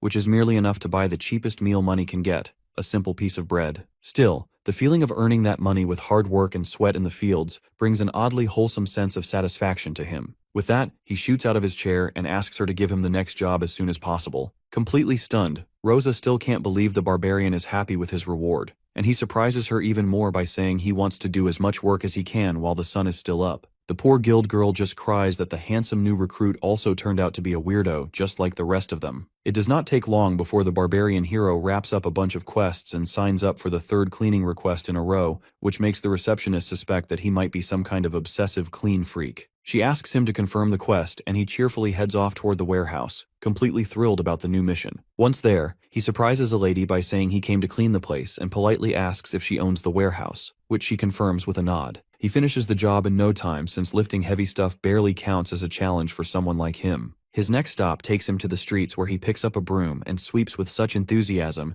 that it kicks up more dust than expected, although he quickly learns to control his strength without much struggle. Meanwhile, Master Kane continues watching him from afar through a pair of binoculars while hiding in a hilariously suspicious second-hand disguise. He squints and tries to figure out what exactly the Barbarian is up to because in his mind, someone with strength that could topple empires should not waste time on trivial chores when he could live like royalty if he just revealed who he truly is. Yet the more he watches, the more he notices that the Barbarian is not just doing the jobs to pass time, but actually seems to enjoy them and puts in genuine effort, which leaves the master deeply puzzled about why this warrior comes off more like a gentle giant than a ruthless beast. Later that day, after completing a marathon of tasks, our boy arrives at the guild, and the receptionist hands him a coin pouch as a reward for clearing 15 different quests in one day. His reward totals 15 silver coins, and he accepts it with such delight that his face lights up as he tells her that he will be back again tomorrow. While he strolls through town, little kids burst into tears at the sight of him, and grown-ups stare with judgment that could melt stone, but he just minds his business and cheerfully heads toward the local library. As he walks in, the librarian greets him with a hesitant smile, but freezes when the guy's massive figure enters her space. He politely asks if it is all right for him to read a few books, and when she agrees, he grabs a small pile and quietly starts flipping through them. The librarian peeks over in shock, and even the swordmaster watching from outside cannot believe his eyes when he sees a barbarian, who is supposed to lack any education, reading with such focus. He wonders if the Snowfield tribes have a completely different upbringing compared to the rest of the world's barbarians, or if this specific one is just a rare exception. After finishing a thick book on history, our boy closes it, and reflects that the Empire came out victorious against the kingdom in a war. He remembers that a few years ago, Milena visited the Snowfields to deliver and sell weapons to the kingdom,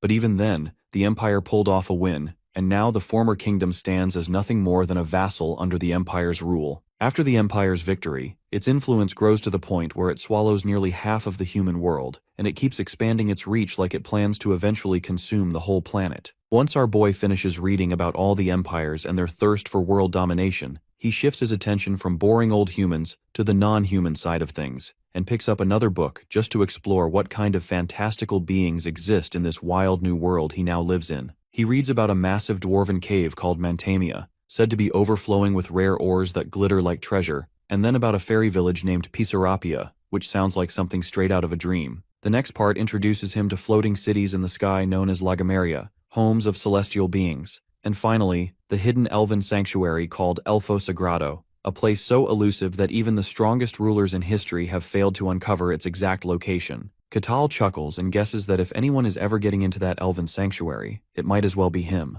But right when he feels confident, he stumbles across another topic in the book that catches him off guard. Apparently, there are places just as extreme as the snowfield he crawled out from. They are called demon zones, and these are areas where humans are absolutely not welcome. The creatures in those places do not follow the same rules and look nothing like regular monsters. The world has only 5 demon zones, but each one stretches across massive lands and sounds more unhinged than the last. He reads about the silent forest where everything gets swallowed up in absolute stillness, then the abyss that pulls everything into evil, the deep sea where weird aquatic primates breathe like humans, the hollow pit where nothing lives and even nothingness itself creeps you out, and of course the snowfield, the same one that our boy calls home. Inside these regions, terrifying monsters known as aberrations live and thrive, but the book mentions that they cannot pass into the human world, which makes Catal pause and wonder just how ridiculously big this world is supposed to be. He recalls how enormous the snowfield was, and finds it insane that there are multiple places out there just like it. After soaking up all this new knowledge, he stands up with a sense of gratitude and politely thanks the librarian, who quietly nods and nervously accepts his appreciation without saying much else. Our hero strolls back to the guild and walks up to receptionist Rosa with the same casual energy and asks if any new quests are available for the day. She presents a few fresh request forms, and as Catal flips through them, far away from the guild,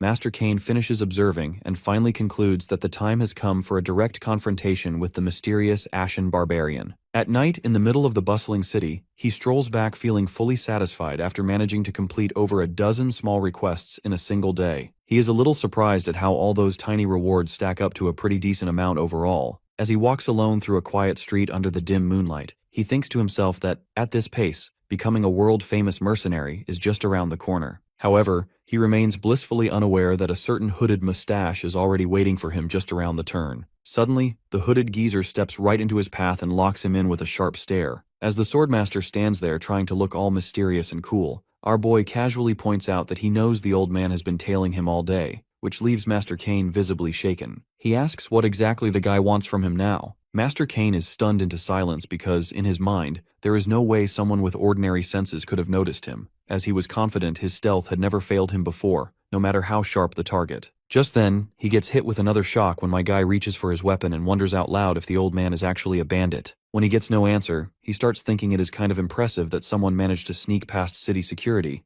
especially since the border security was tight. At this point, Master Kane wants to reveal that he is actually the Swordmaster himself, but his lips refuse to move after taking such a hit to his pride and dignity. But the bullying does not stop there. Katal says it is truly a shame that the economy has fallen so low that an elderly man with a shriveled-up body has no choice but to turn to petty crime. His disappointment soon shifts into a smug grin, though, as he figures that catching a bandit who managed to sneak into town should definitely boost his aura at the mercenary guild without much effort. Although the Swordmaster is not exactly thrilled with this misunderstanding, he thinks it might be a good opportunity if the Barbarian will take him seriously as an enemy. That way, he can test the guy's real strength without holding back. As our Barbarian begins closing the distance, the old man can hardly believe what he's seeing. His opponent completely vanishes right before his eyes without a trace. Before he can even fully register what just happened, our boy appears again mere inches from his face, and his massive hand stretches toward him at lightning speed. At the very last moment, though, the Swordmaster jerks out of the way, and even Katal is impressed by how smooth that dodge was for someone with one foot already in the grave. Master Kane nearly has a heart attack, realizing that if he had been even a millisecond slower, it would be game over for him.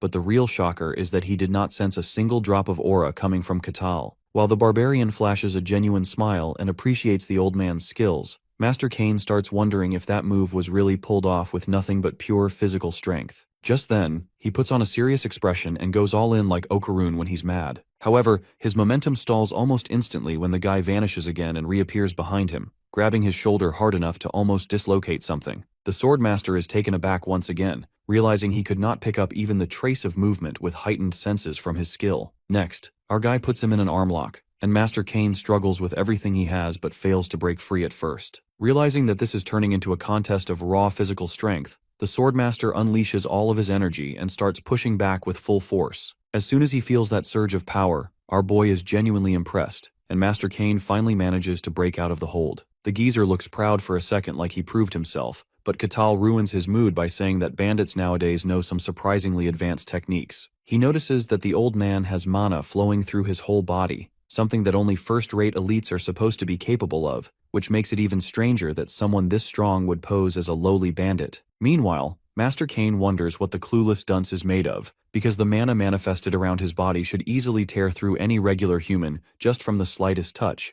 yet this Barbarian is completely unscathed. After that, Katal lets the old man know that he has no clue what kind of technique he is using, but playtime is over. Hearing that, the Swordmaster instinctively reaches for his weapon, but before he can even unsheath it, the Ashen Barbarian calmly slides the blade back into its scabbard. The sheer humiliation of a man great as himself infuriates Kane, so he strains as hard as he can to get it out, but it is no match for Katal's girthy finger. Then, as he watches that massive hand inching slowly closer toward him, the Swordmaster finally comes to terms with the fact that his time is up. With that, the Barbarian hoists him up over his shoulder, impressed that this is what counts as a bandit in this fantasy world. At the guard tower, the captain is absolutely shocked to see the Ashen Barbarian casually dragging Master Kane along like some kind of pet. At first, the man assumes that Katal must have attacked the Swordmaster, but when our boy cheerfully says he would like to report a bandit, the captain's jaw nearly drops straight through the basement in disbelief. With a radiant smile on his face, he asks the captain if his mercenary standing will go up now that he has caught a bandit. After barely calming down, the captain wonders how it is even remotely possible that a man who once transcended human limitations was captured by a barbarian and brought here like a stray dog that had already been put down.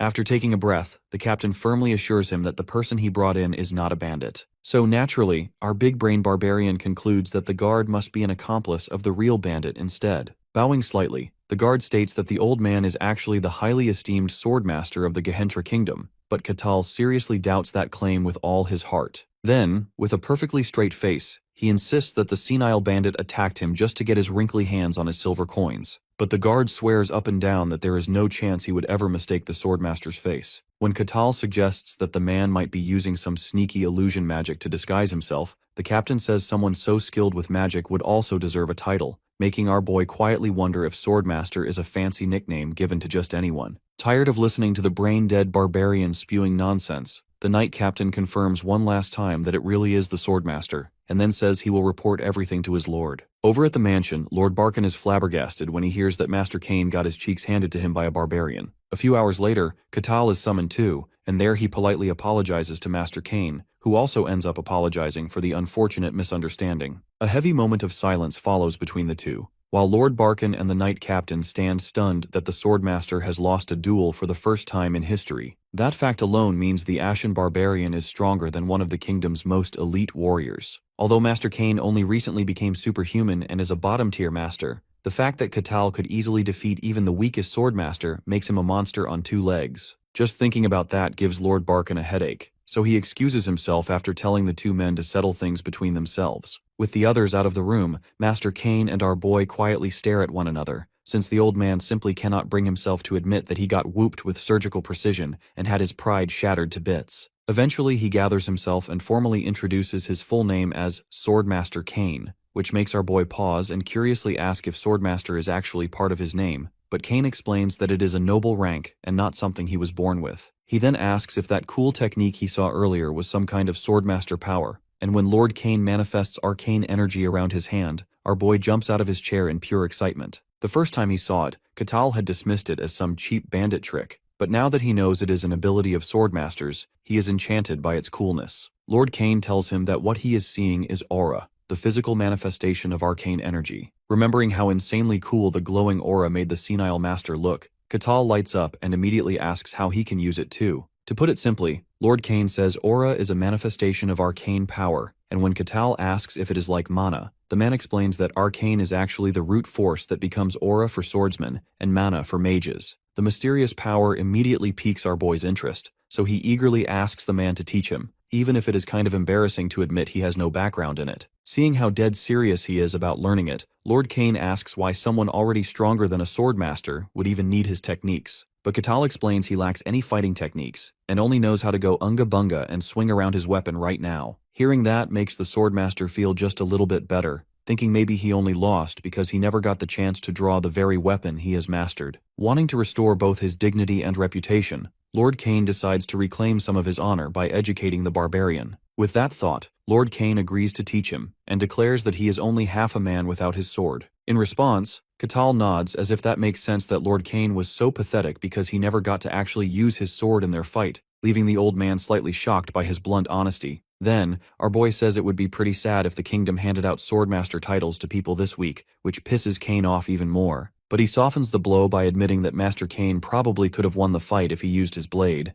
and hearing that brings back just a sliver of the old man's self-respect. Back in the human world, Katal had taken up swordsmanship with some seriousness, yet even then, he soon came to realize that everything he had learned there was meaningless when compared to the swordplay in this new realm, one deeply rooted in manipulating arcane energy. As the scene shifts, the training arc is already underway, with Lord Kane gripping his sword firmly as he speaks about how the core of his style lies in the balance between reality and illusion. Then, he turns to Katal and asks what exactly he witnessed when he faced his disciple. Katal remembers the guy he had defeated earlier, and, with a bit of confusion, asks if that man really was Lord Kane's student. He explains how the man's sword seemed to split into 3 separate strikes, all of which turned out to be real and not just tricks. With that, Katal begins to understand what this concept of embodiment truly means, and directly asks the old man whether swordsmanship here relies purely on technique, rather than raw strength. The old geezer responds by drawing out his sword, which now gleams with a faint green aura that instantly catches Katal's eye. Still, the old man grumbles about how unbelievable it feels to pass on such a refined art to a mere barbarian. To demonstrate, he slams his blade into the ground, and the floor splits open while his strike divides neatly into 5 precise attacks. The old man then launches into a vague explanation about how various techniques coexist and evolve, but Katal doesn't pay much attention to all that, and instead says that he thinks he might be able to copy the skill. The old swordsman, clearly annoyed, scoffs at the idea, claiming it's nonsense and refusing to believe that someone could mimic something he spent his entire life trying to master. However, Catal decides to go for it and swings his axe without hesitation. To everyone's shock, the attack really does split into 5 parts. The old man stands frozen with his jaw nearly touching the floor, unable to process what he has just seen. When Catal asks if the technique was accurate, the old master admits that while it looked convincing, the barbarian had only used speed to fake the effect, rather than truly replicate the skill. The old geezer nearly gets fooled for a brief moment, but then finally regains his composure and tells the barbarian that there was no real technique behind that strike. Catal calmly responds, saying that since swordsmanship is meant for real combat, shouldn't the end result matter more than the method used to get there? The old man begins to grow uneasy, and the weight of Catal's words starts sinking in until he actually sheds a few quiet tears, hurt by the realization that what the barbarian said might be true. But Lord Cain refuses to be looked down on so easily, and to prove himself, he performs another move where his entire body appears to separate. He then proudly declares that the technique is called bodily separation,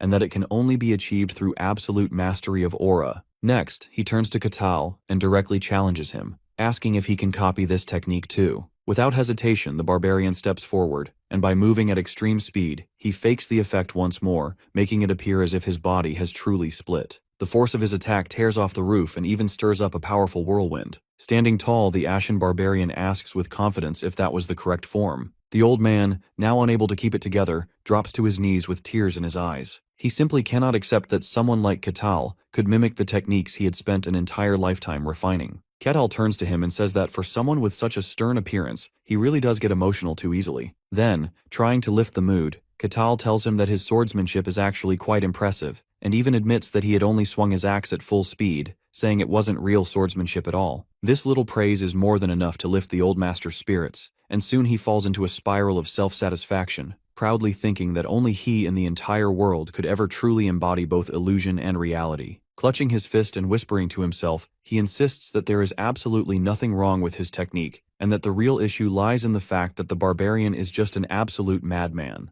Catal then brings up a calm request, asking the old man if he might truly teach him the deeper meaning behind a technique. The old geezer, still feeling the weight of his earlier emotions, offers an apology for letting himself slip like that, and soon after, his tone turns more focused. He explains that the first step on this path would be learning how to control the aura, and for that to happen, one must first begin to comprehend the arcane in its true sense. At that moment, Lord Cain adds that reaching the higher realms of mastery is something no one can accomplish without awakening the arcane, except for a rare few who carry blessings directly from the divine. Curious, Catal asks whether this divine power exists as something entirely separate, and Master Cain responds by saying that the divine gift is something granted by the gods and holds no connection to a person's own skill or effort. He continues without pause, speaking about the arcane as a hidden force resting deep within each individual, and claims it to be the origin point from which all other abilities are born. Then he begins to describe the 5 stages of arcane mastery, with the very first of them being nothing more than the simple act of sensing its presence. Catal wonders aloud whether every person is actually capable of doing that, but the old man answers with a quiet denial, explaining that only those who are able to feel it truly fall into what he calls the 3rd class. As he goes on about the 5 stages, Catal finds himself recalling something Milena once mentioned,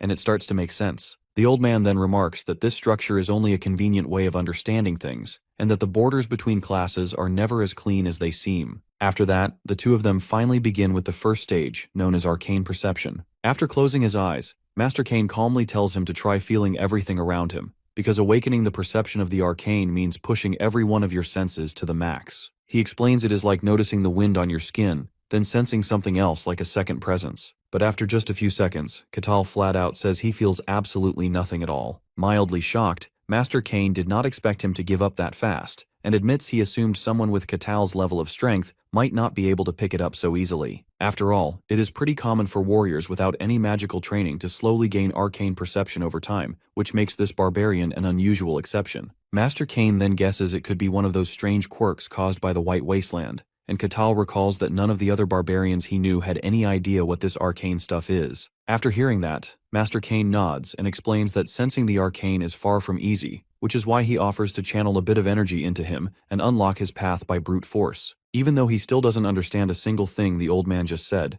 Catal feels excited once he realizes Master Cain is about to transfer some of his aura. With the soul of a true aura farmer, Catal is hyped as he says he is more than ready for whatever comes next. He sits down with high expectations, while the Swordmaster tells him to let go of all tension and focus completely on what is happening inside his body. After that, Master Cain places a steady hand on his back and begins channeling aura, but he freezes for a second when he senses what is actually going on inside this guy. He starts questioning whether the Ashen Barbarian is even human, because his insides feel more solid than the rock, and his muscle density is so absurd it might as well be a black hole. Still confused why nothing is happening, Catal turns his head around and asks what the holdup is, and the old man admits that he was lost in thought. However, Master Cain quickly realizes that he simply cannot reach Catal's arcane core. No matter how far he pushes his aura, it feels like he is being pulled deeper and deeper into some never-ending abyss that keeps crushing him with its raw pressure. Eventually, he admits that this method will not work at all. Hearing that, Catal's disappointment is immeasurable and his day is ruined. He stares in confusion and frustration, asking if it is just not possible because he has zero talent for magic. But Master Cain firmly clarifies that simply channeling aura into him is not enough to draw out the arcane from someone,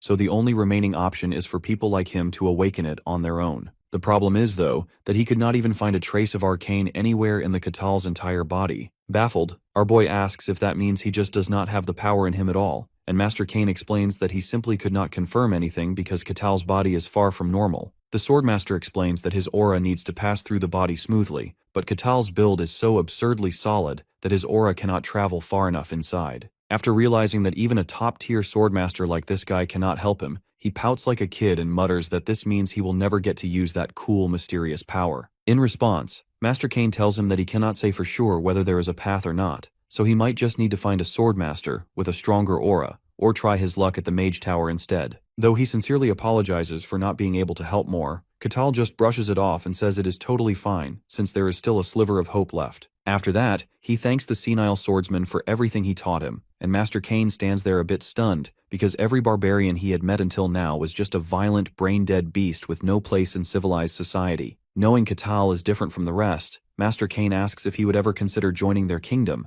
meaning whether he would pledge loyalty to the king and gain noble status in return. Master Cain says he would easily rise through the ranks because of how powerful he is, and offers to sponsor him personally. Still, our hero turns down the tempting offer because he lives on the road and has no plans to settle down in one place. That makes the Swordmaster a little disappointed, because Catal's raw power would make a big difference to the Empire's control. Master Cain presses again, asking if Catal really has no interest in this once-in-a-lifetime chance to become nobility, but the Barbarian makes it clear he is a freedom-loving American who bows to no one. Hearing that, the Swordmaster goes speechless, and Catal thanks him once more before heading out, grateful for everything Master Cain has taught him so far. Later, as the old man walks alone through the halls, he reflects on how foolish it was to think someone like Catal could ever be controlled. The fact that he acts on his own free will just makes him even more dangerous than the other demons from the snowfields. Sighing in frustration, Master Cain quietly wonders what the Emperor is even thinking by trying to conquer the demon realm of all places. Back in Luke Barkin's chambers, the Lord asks if Master Cain is certain that the Emperor intends to take over the demon lands, and the Swordmaster confirms it, saying the Emperor is practically sending people to their deaths under the excuse of gathering information. That alone raises real suspicions he might be a reincarnation of one of the former Mad Emperors. Since the Empire has not even managed to fully conquer the human realm yet,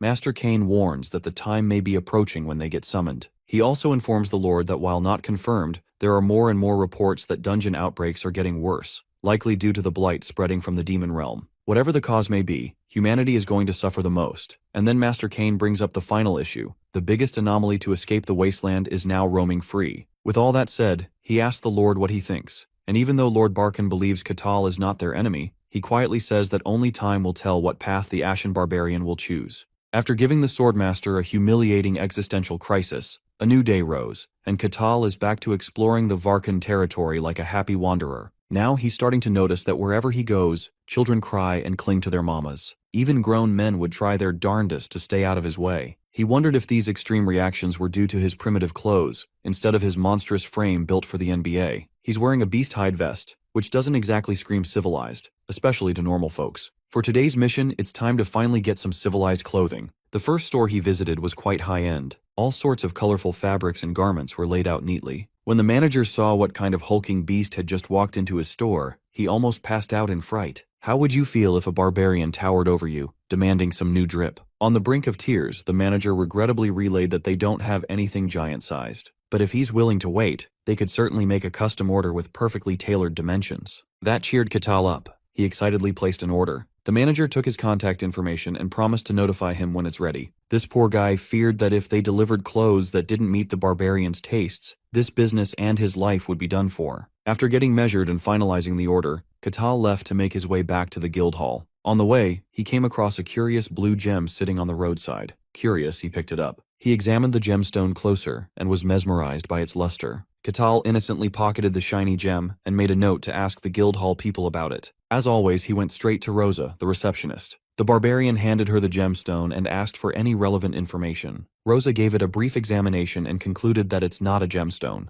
The surface is way too smooth for something naturally occurring. It seems like it was carved by someone. There are no markings or names, so it's hard to say what it is. But as the humble receptionist continues to hold and stare into the blue orb, she starts getting lulled by its brilliance. Katal flicked his fingers and woke Rosa up from her daze. She was jolted back to reality, and he asked if she was all right. He had to interfere as she looked dangerously entranced by the thing. It sounds like she didn't even notice the bizarre pull it had on her. Now, Rosa could slightly feel the strange energy oozing out of the mysterious orb. She offered to get it appraised by a professional, but Katal preferred to investigate the thing himself. Doing side quests is part of the fun for him. Before leaving, he asked Rosa for the list of available jobs he could take on today. As always, it was a bunch of menial tasks like weed pulling, potato digging, street and sewer cleaning. The usual stuff. Other mercenaries would have scoffed at the list, but Katal was just happy to do some novice jobs. He quickly blitzed through the list, got his rewards, and retired to his room after another fulfilling day. Before calling it a day, he pulled out the mysterious orb and pondered it for a moment. As far as he could tell, Rosa looked like she was losing her mind over it in a hypnotic daze. Right then and there, he heard a disembodied voice beckoning to him from inside the orb. He was suddenly transported inside his mind as the voice tried to lead him somewhere. It was practically showing him a map to follow. He reckoned this was some kind of domination magic. Since he has nothing to do on this fine night anyway, he decided to play along with the disembodied voice. He put his beast-hide vest back on and followed the directions. At this point, the voice was just being annoying. After wading through wild vines and traversing the outskirts of the city, he found a hidden cavern. He smiled with amusement as he freely entered the maw with an unknown entity waiting on the other side. Unbeknownst to Katal, he was being monitored as soon as he entered the dingy cave. He was being eyed as just another sacrifice, a dumb barbarian big enough to make a good offering. The magical skeletal freak on the other side of the surveillance is giddy at the thought of having his 10th sacrificial victim for the sake of resurrection. In the past, during a great warring period, many kingdoms fell into ruin. Behind all that destruction was an evil mage who manipulated and disturbed people's emotions. He controlled the minds of countless monarchs and ruled over their kingdoms. Eventually, however, his atrocities caught up with him. He crossed a line and was hunted down by the heroes. Before his downfall, he transferred his soul into a life vessel, becoming a lich. He became an undying soul tied to his vessel. The wickedly evil mage who once dominated the world had been biding his time, planning his resurrection. Since he needed many lives to sacrifice in the name of revival, he eventually settled in a remote fief. He began spreading bewitching orbs and lured unwitting victims. All these innocent lives fueled the manicore needed for his true revival. Once he descends, he plans to conquer the world using a great power stronger than ever. Countless years have passed, and his goal is steadily drawing closer to success. But he wondered why a barbarian would come to such a remote and quaint territory. This was supposed to be his quiet sacrifice farm. Creatures from the north don't usually leave their wretched nest. Nevertheless, with the barbarian's size alone, he would surely make a fine offering.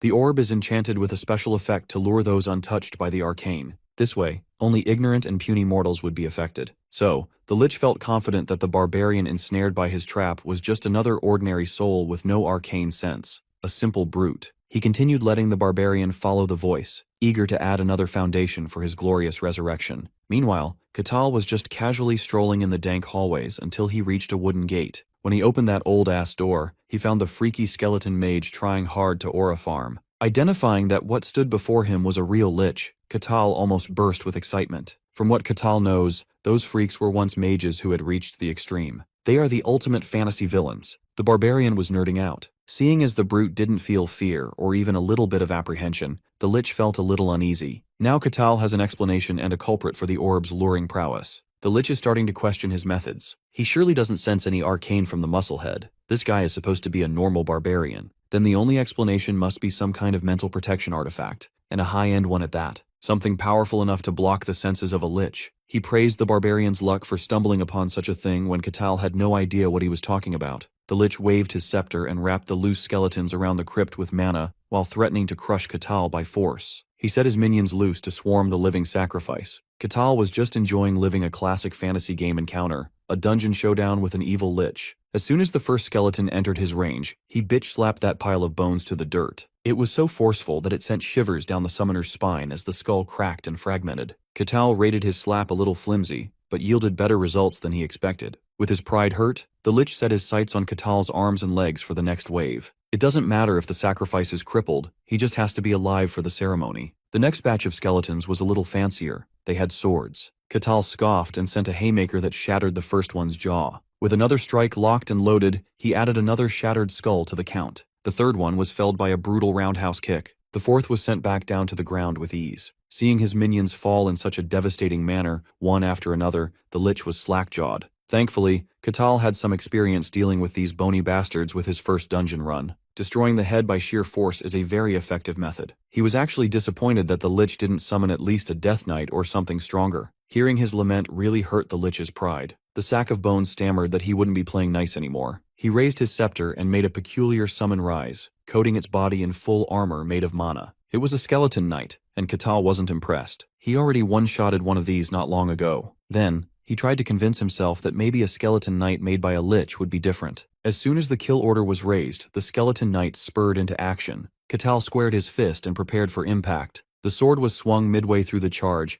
and Catal is about to do a little durability test on the poor bastard. Disinterest was painted in his face as he punched a hole through the skeleton knight's supposedly sturdy armor. Just like the first time he had to deal with this kind of enemy, it was an absolute stomp. But unlike the last skeleton knight he dumpstered, this one still had enough juice to demand a round two. Catal was pleasantly surprised at the thing's toughness. The lich was frantically juicing up the knight, opening his mana to the limit to sustain his summons. The bag of bones snarled at Catal even though most of its joints had turned to dust. Catal just stood there, waiting for what the crippled skeleton knight had in store for him. He clenched his fist and perfectly timed a straightforward punch to the face. Once again the knight was sent flying like a bony rag doll. It crashed into the cavern walls, its bones mixed with the debris. The lich could feel his dream of resurrection slipping through his finger bones. Catal stepped forward, stepping through and crushing the loose bones scattered all around. Then, he asked the lich if that was all. He was completely underwhelmed by the supposed fantasy world's final boss. The lich still can't sense an iota of arcane from the barbarian. If this were due to an artifact, there should at least be some mana leaks. He was forced to consider that the man in front of him was simply built different. An absolute monster who could take down a skeleton knight with nothing but raw physical strength. In his countless years of existence, he had never seen something so absurd. Deeming Catal worthy, the lich prepared to take the barbarian on himself. He urged the man to consider it an honor to feel the wrath of a lich directly. The surrounding area darkened, and instead of feeling unnerved, Catal was positively intrigued. He looked around and saw nothing but an endless void stretching infinitely. Being trapped in this zone of terror shall be the price he pays for daring to trespass upon the sanctuary with blatant disrespect. He said that as if he wasn't the one summoning innocent people by using the orb as a lure. The lich also realized the stupidity of his threats. Everyone who ended up here had been victims of the scattered orbs. Catal was no exception. The prideful lich threw a tantrum, declaring himself a great and mighty sorcerer. The mastermind who brought down 5 kingdoms and clashed with ancient heroes, Kartos Branulus Kessis. Catal recalled the elf queen he encountered a few days ago. That girl also had a really long name. While he was busy thinking about long-ass names, the lich was cooking up a spell to turn him into a cornerstone of resurrection. A dark energy shot out from the scepter and forced itself upon his line of sight. His vision spun as he fixated on the rotating dark power. This is a spell that controls human emotions. It draws out negative feelings and traps the victim. It renders them paralyzed and mentally broken. It is a unique spell developed by Kartos, a power that makes him nearly invincible, considering how little mana it consumes. He was certain that a mere barbarian who couldn't even wield the arcane would easily succumb to such great magic. Kartos was already thinking of what he should do next, now that it looks like the brute is compromised. Maybe he can capture this anomaly and study it a little bit before the sacrificial ceremony. Kartos resummoned his skeletons to retrieve the dazed barbarian. When the lanky bag of bones tried to get close, Catal sent the fool spinning into the stratosphere. The poor skeleton hit the cavern ceiling, its head crushed and pulverized upon contact. All signs of haze were gone from the barbarian's eyes, and the lich was on the verge of crashing the fuck out. Every summons he tried ended up being bone meal for the cave's barren ground. He was sure that the mind control spell worked perfectly. Catal was utterly unimpressed by all the tricks. The skeleton summoning is becoming a little repetitive. He sighed with boredom. His dream of having an epic battle turned out to be remarkably anticlimactic. With every word out of his mouth, the Lich's pride gets increasingly tattered. Kardos was under the impression that humans are creatures ruled by emotions. No matter how powerful they become, they all carry some form of heavy negativity buried deep in their hearts. That's why he sees his emotion control magic as an immutable and irresistible weapon. While Kartos was questioning the branch of magic he had dedicated centuries to perfecting, Katal was requesting some fireballs or magic missiles, something flashy. If there's one thing he loathes, it is his magic being compared to low-tier spells. Fueled by hate for the unsuspecting barbarian, Kardos summoned a dark, murky current with neither form nor substance. This ultimate technique shall swallow the world and drown all clarity in chaos. That incredibly grandiose chant revived Katal's hope of seeing something truly mythical. When the murky wave of darkness reached its zenith form, it was unleashed to consume everything in its path. Katal stood like a curious kid as he watched the waves barrel towards his position. With his ultimate technique in full effect, the Lich laughed maniacally, expecting an inevitable victory. His early celebration was cut short when a black bile shot out of his mouth. He fell to his knees, severely weakened. Kardos severely overdid it with that last spell. He spent all his mana except the bare minimum to keep his vessel together. Still, it is worth it just to see that barbarian die a horrible death. Unfortunately for him, he overdrafted his mana for nothing. Katal remained standing and praised the technique's power. Sure, he was a little impressed, but he wants more from the Lich. Even the strongest spell in Kartos' arsenal was proven useless against the strange barbarian. If a great hero were struck by that ultimate attack directly, their mind would have shattered into a million pieces. Katal just felt a little tickle and nothing more. Seeing the Lich hobbling on his knees, Katal drew his battle axe. He took all the little dark tricks head on. It's only fair that he gets his turn now. It was then that Kartos the Lich started deluding himself into thinking of yet another plausible reason for his headache. Kartos alleged that the barbarian willingly came to this cave knowing who he was. As usual, Katal had no idea what the hell the bonehead was talking about. The Lich laughed like a maniac, praising the non-existent barbarian intelligence network for tracking him down. Kartos vowed to rise again and shatter whatever blade may come and rule the world as he once had. He once heard that deep within the Empire lies a human breeding ground of sorts,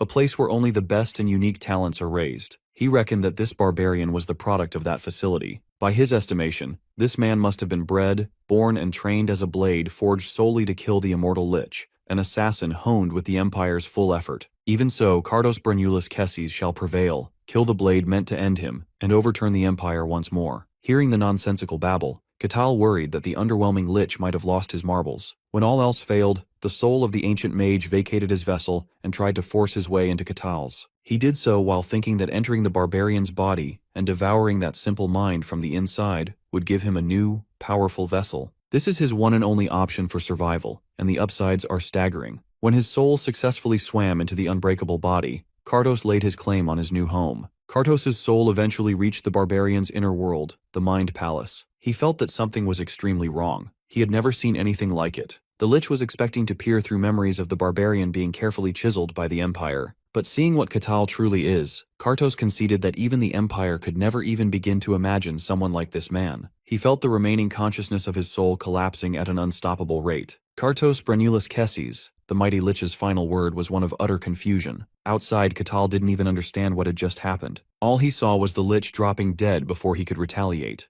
Throughout the fight, he passively observed, curious to see what kind of magic a fully evolved mage would demonstrate. But he was left with the impression that Liches simply aren't that impressive in this world. Either way, this is another clean dungeon clear. There should be a reward, right? Katal casually picked up the scepter that Kartos used, curious if he could use it to practice magic too. He tried to fidget with the thing, and the magic crystal core gave out. He casually put the engine of the scepter's power in his pocket, treating it as loot. Afterwards, he checked on the vase that was used to house Kartos' soul as a life vessel. He also yoinked that and made a mental note to ask Rosa to get it appraised. With the scepter and the vessel in hand, he was quite satisfied with the rewards. Before leaving, the sinister magic circle drawn on one of the walls caught his attention. Thinking that there must be a hidden room on the other side of this edgy painting, he poked around. Perhaps it would be more accurate to say that he shattered the sturdy wall by lightly pressing on it. What lies behind the sinister wall was a bone-chilling sight. It was the Lich's hidden sacrificial chamber filled with the unfortunate victims suspended in an unconscious state. Katal thought he was going to get some extra loot, not a room full of mortal souls lined up for sacrifice. Still, he was curious to know who these people were. He tested if they were conscious, even tried calling out to them, but they were entirely unresponsive. Clueless about what to do with this discovery, he decided to head back to the guild for now. There, he can explain the situation to the authorities, and they will probably send some people over to take care of this mess. By the time he entered the guild's door, the sun was already up. Unlike the first few days, Rosa, the receptionist, welcomed him with respect and enthusiasm, instead of giving him weird looks. He brought up that he had to deal with some things, and that got her curious. Catal shared that he just finished uncovering the mystery of the orb he showed Rosa yesterday. He gave her the complete rundown of what happened in the hidden dungeon,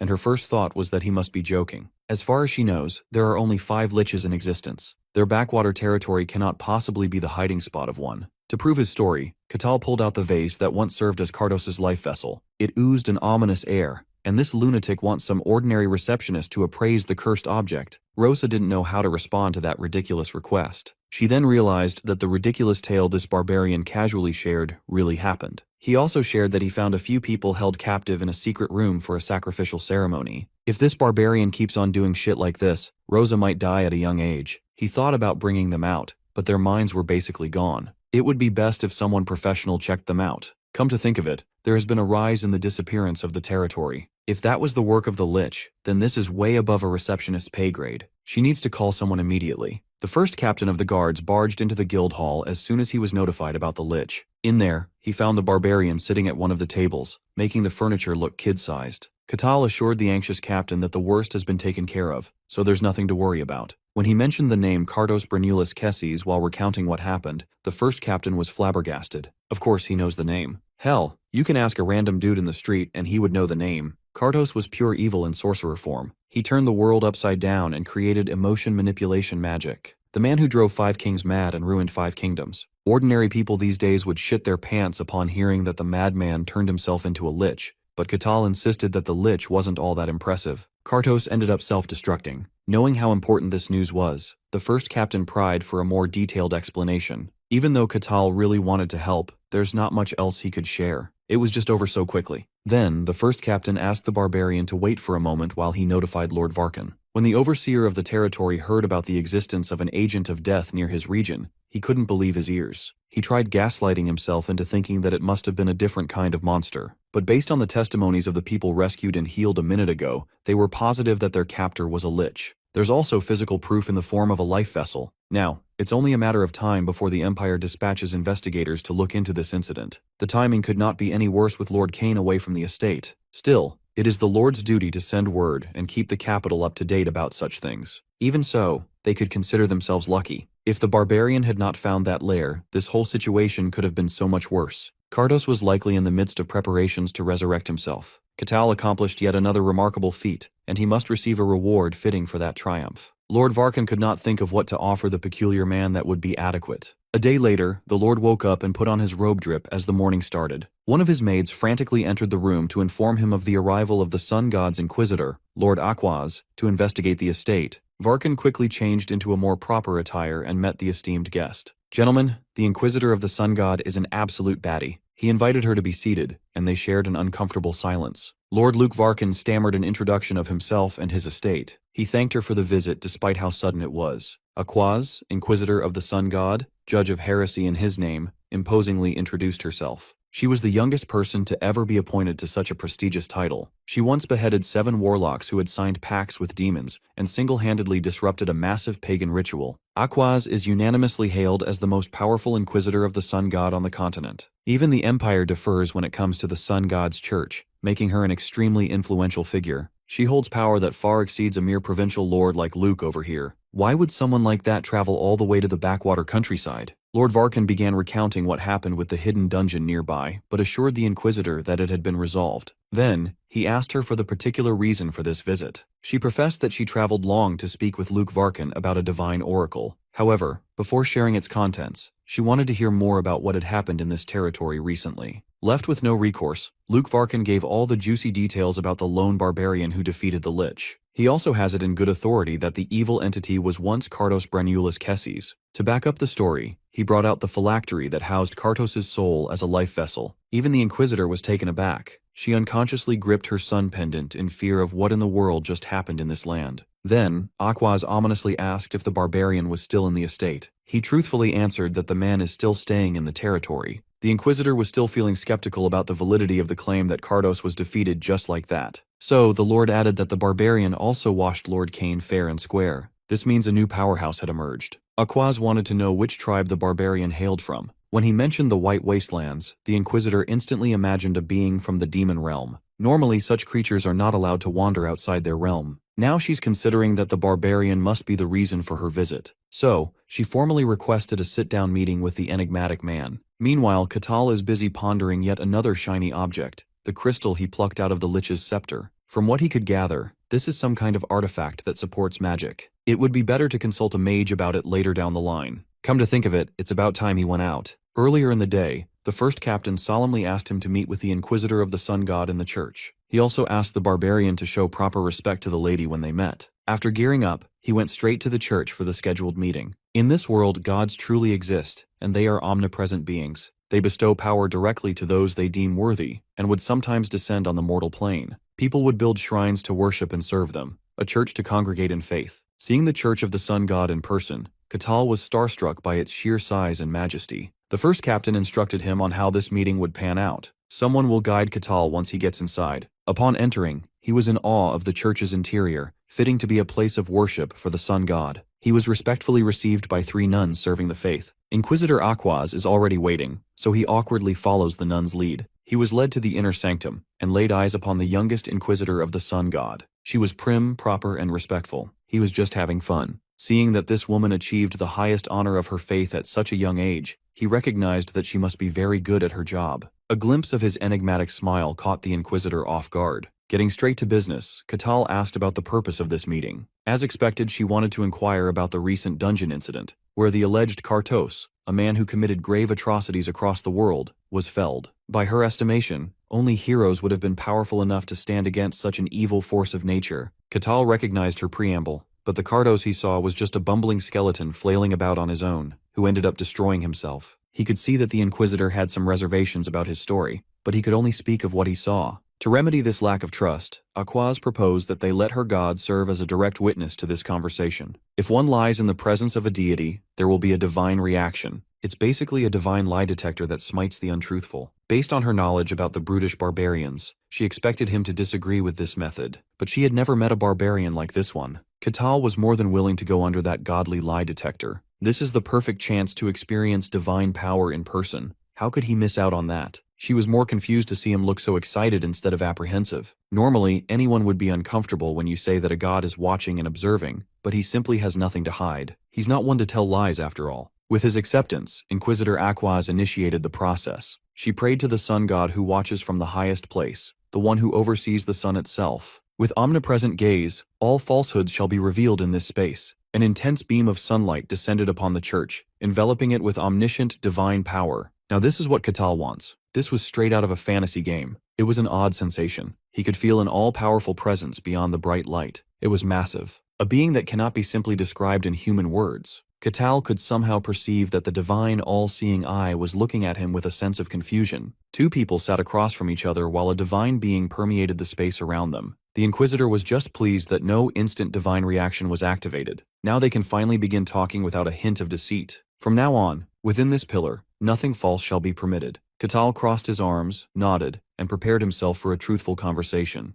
They finally begin their conversation under the observation of the sun god. Our boy calmly explains how he cleared the dungeon, mentioning that the Lich self-destructed on its own. Surprisingly, his words cause no negative reaction. The girl thinks to herself that this barbarian is truly lucky. She assumes that Kartos must have exhausted too much energy while preparing for resurrection. Otherwise, if he were in his original magical state, this barbarian would not still be alive. Her thoughts break when Catal asks whether her doubts are now cleared. She confirms that they are and also apologizes for her rude behavior earlier. The barbarian responds with a faint smile, admitting that he actually finds the situation somewhat entertaining. Aquaz then asks whether he truly comes from the White Snowfield. Our boy answers directly that he is indeed from those frozen lands. She asks again to confirm, and he gives the same reply. This makes her shocked, since it means that he is truly from the demon realm, and could even be the Grey Barbarian mentioned in the Emperor's ancient legends. At that moment, the hero turns the tables and asks her a question, catching her slightly off guard. He asks why she has come to this territory. Carefully, she explains that she is here for a personal matter. Catal's expression grows more intense,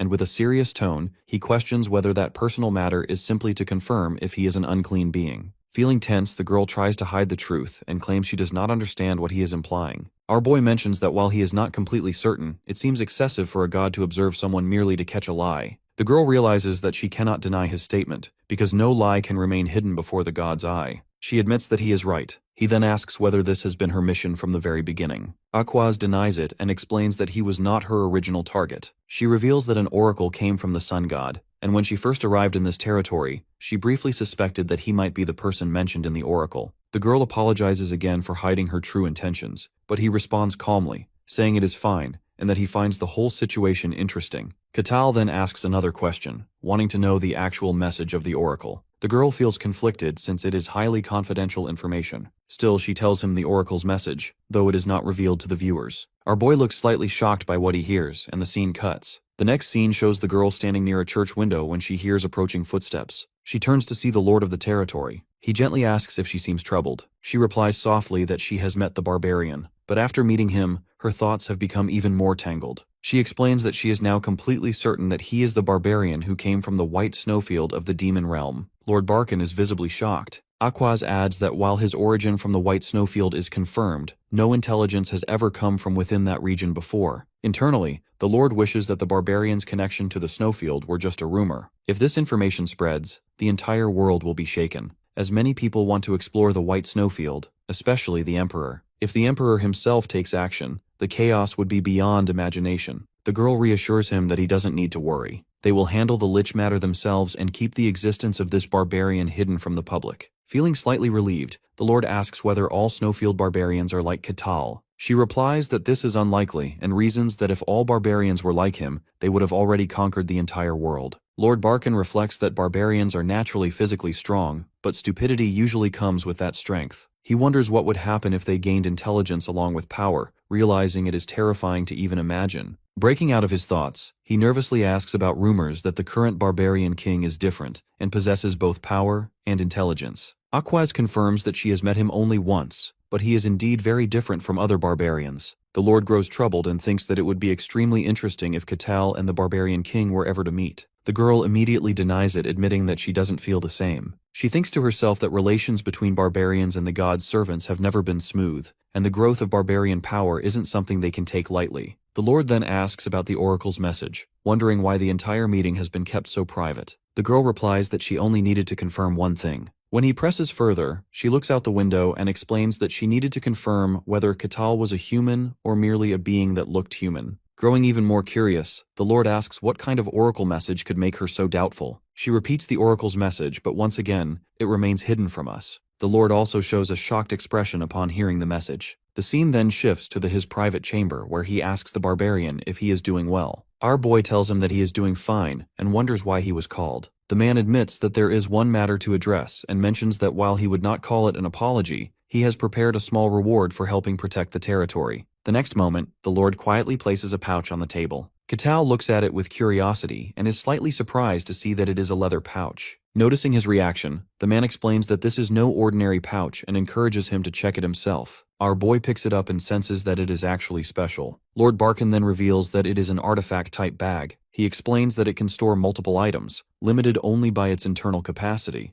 and adds that the space inside is nearly as large as the reception hall where they are sitting. The barbarian is stunned, as this is the first real artifact he has ever owned. The Lord further explains that anything can be placed inside it, even objects larger than the opening. Katal immediately decides to test it. He lifts his heavy axe, doubting how such a massive weapon could fit into such a small opening. In the next moment, the axe is completely pulled into the pouch. The sight leaves him speechless. The Lord explains that to retrieve an item, he simply needs to put his hand inside and imagine the object. Our boy follows the instructions and easily pulls the axe back out with a spark in his eyes. The Lord says that this is his gift for saving the territory. Seeing his reaction, he considers the matter settled. However, a deeper worry lingers in his mind. The issue of the prophecy still remains unresolved, and he wonders what is happening in his distant territories. The words of the Swordmaster echo in his memory, warning that things from the demon realm have begun to appear in the world and that something major is unfolding. The Lord connects this to the prophecy and recalls what Aquaz had mentioned, that a great evil would descend in this territory and spread across the entire world. This is the oracle's prophecy.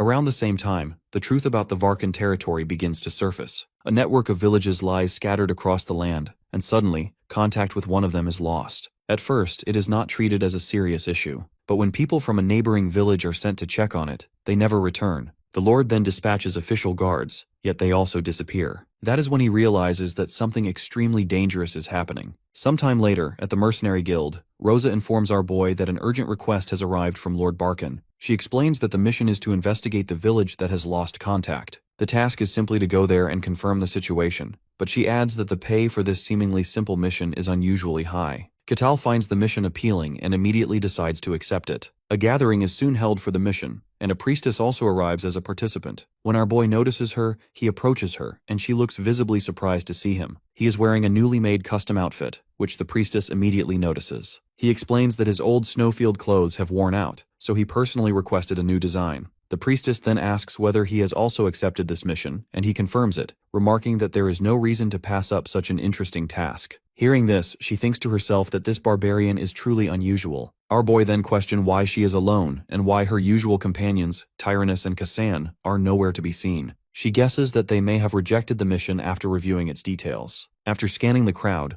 the barbarian notices that the number of participants is far lower than expected. He had assumed that a simple mission with high pay would attract many mercenaries, but the total count is fewer than 10. The priestess explains that despite appearing simple and well paid, the mission is actually somewhat dangerous. She reveals a rumor that the guards sent to the village never returned, meaning the task is far more serious than it seems. Even so, Catal points out that the attendance is still unusually low. Hesitating slightly, the priestess shares another rumor that explains why. She reveals that it involves Lady Aquaz, which surprises him. Turns out that Aquaz, who is also a heretic inquisitor of the sun god, is participating in the mission. She adds that very few mercenaries dare to work in her presence, and even admits her own fear that the girl might suddenly kill her. Our boy reassures her, saying that nothing like that will happen. He describes the inquisitor as polite and kind. When the priestess asks further, he confirms that she is his friend. The priestess struggles to accept the idea that a heretic inquisitor and a barbarian could be friends. At that moment, Catal steps forward and greets the girl, saying that it is good to see her again.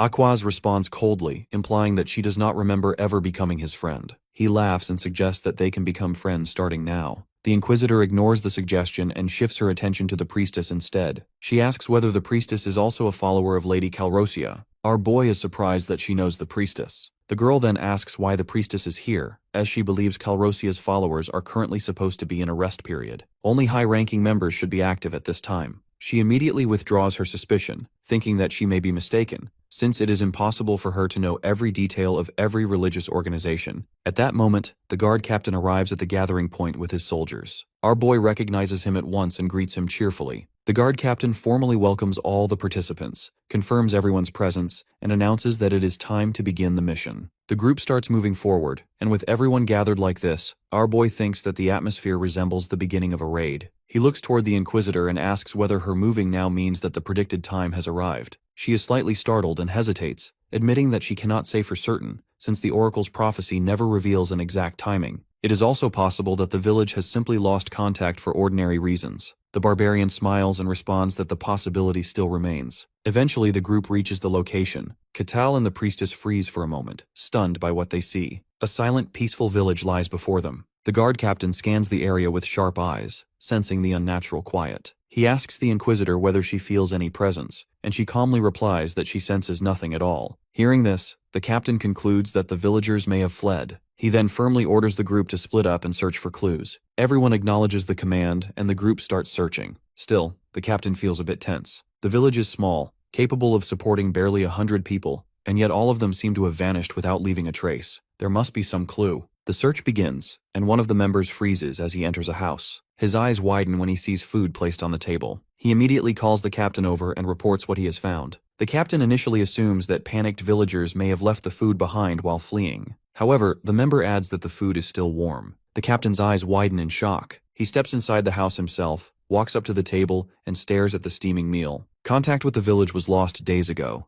and investigators had already been sent before, yet none of them ever returned. The captain asks if there is any trace of the villagers, but the answer is a firm no. There are no signs of escape, no evidence of hiding, and no tracks at all. Still, he orders them to continue searching. Everywhere they look, there are signs of daily life, but no sign of any human presence. The captain checks with the other teams, but the reports are the same. There are traces of living, yet no traces of departure. Finally, he turns to Aquaz and asks if she has any idea what is happening. Distressed, she admits that she has none. He then turns to our boy with the same question, but he also has not found any clue. The captain is frustrated hearing this when our boy suggests that they should try asking from someone who might actually know. For some reason, his words shock him. Our boy points out that they are not alone and someone else is standing among them. The captain's heart skips a beat as he looks at the barbarian in confusion. Our boy explains that there is an unfamiliar presence that wasn't here when they arrived. He suddenly points at a woman in the crowd who isn't part of their group. The mysterious woman gives a faint smile, intrigued that our boy noticed her despite her perfect disguise. Catal responds that it is only natural to notice when a stranger suddenly stands before you. The woman lets out a light laugh, remarking that usually no one recognizes her, not even the sun god's inquisitor who failed to detect her. She observes that the barbarian shows no sign of a mysterious awakening, and demands to know who he is. Before our boy can answer, the guard captain suddenly shouts for everyone to fall back. With a distressed expression, Aquaz whispers that she still feels nothing, no presence at all. Both the captain and the priestess are shaken to the core. If even the church's top inquisitor cannot sense this being, then there are only two possibilities. Either it is not a creature of evil, or it is such a high-level evil that it can't even be detected. The strange woman clicks her tongue in disappointment, admitting that she had hoped to quietly follow them and scout their territory. At that moment, her face begins to twist and she starts changing into her true form. After completing her transformation, she lets out a wicked smile and declares that she will take the barbarian to hell as her slave. The demoness reveals her terrifying true form and releases a massive destructive sphere of purple energy. Everyone stares in shock as she starts floating in the air right in front of their eyes. The guard captain shouts for everyone to run and save themselves, but the group quickly realizes that escape is impossible. They are trapped inside a transparent magical barrier. They try to break it by force, yet every attempt fails. The demoness announces to the entire village that the area is now under her absolute control, and that no one can escape her grasp. With a wicked smile, she declares that everyone present has become her prey. Trembling in fear, the priestess admits that this entity is a named demon, one of the most dangerous kinds of demons in existence. She prays desperately for her god to free them from this nightmare. Catal gently pats her head and calmly reassures her that he is with her and will not abandon her. He then asks what a named demon actually is and how it differs from others. With a shaking voice, she explains that most demons are merely weak fragments, but some are true, original beings born from the deepest darkness, demons who choose their own names. She adds that even the weakest named demon can destabilize an entire kingdom and plunge it into chaos. Our boy realizes that the demon standing before them is one of those terrifying entities. By observing her distinctive horns, the priestess recognizes her as Ashidiar, a legendary demoness who caused immense destruction centuries ago. Hearing all this, the barbarian asks whether the barrier can be broken by force. The priestess answers in despair that it is impossible. The area has already become the demon's domain, and the only way out is to defeat her, something that is nearly impossible. However, the moment our boy touches the barrier, it begins to crack and crumble. He laughs quietly and decides to enjoy watching the situation unfold a little longer. The priestess stares at him in shock, but he smiles and assures her not to worry. Meanwhile, the demon girl turns to the inquisitor, mocking her for not being able to see through her tricks. The girl realizes that the signs of life in the vanished village were nothing but illusions,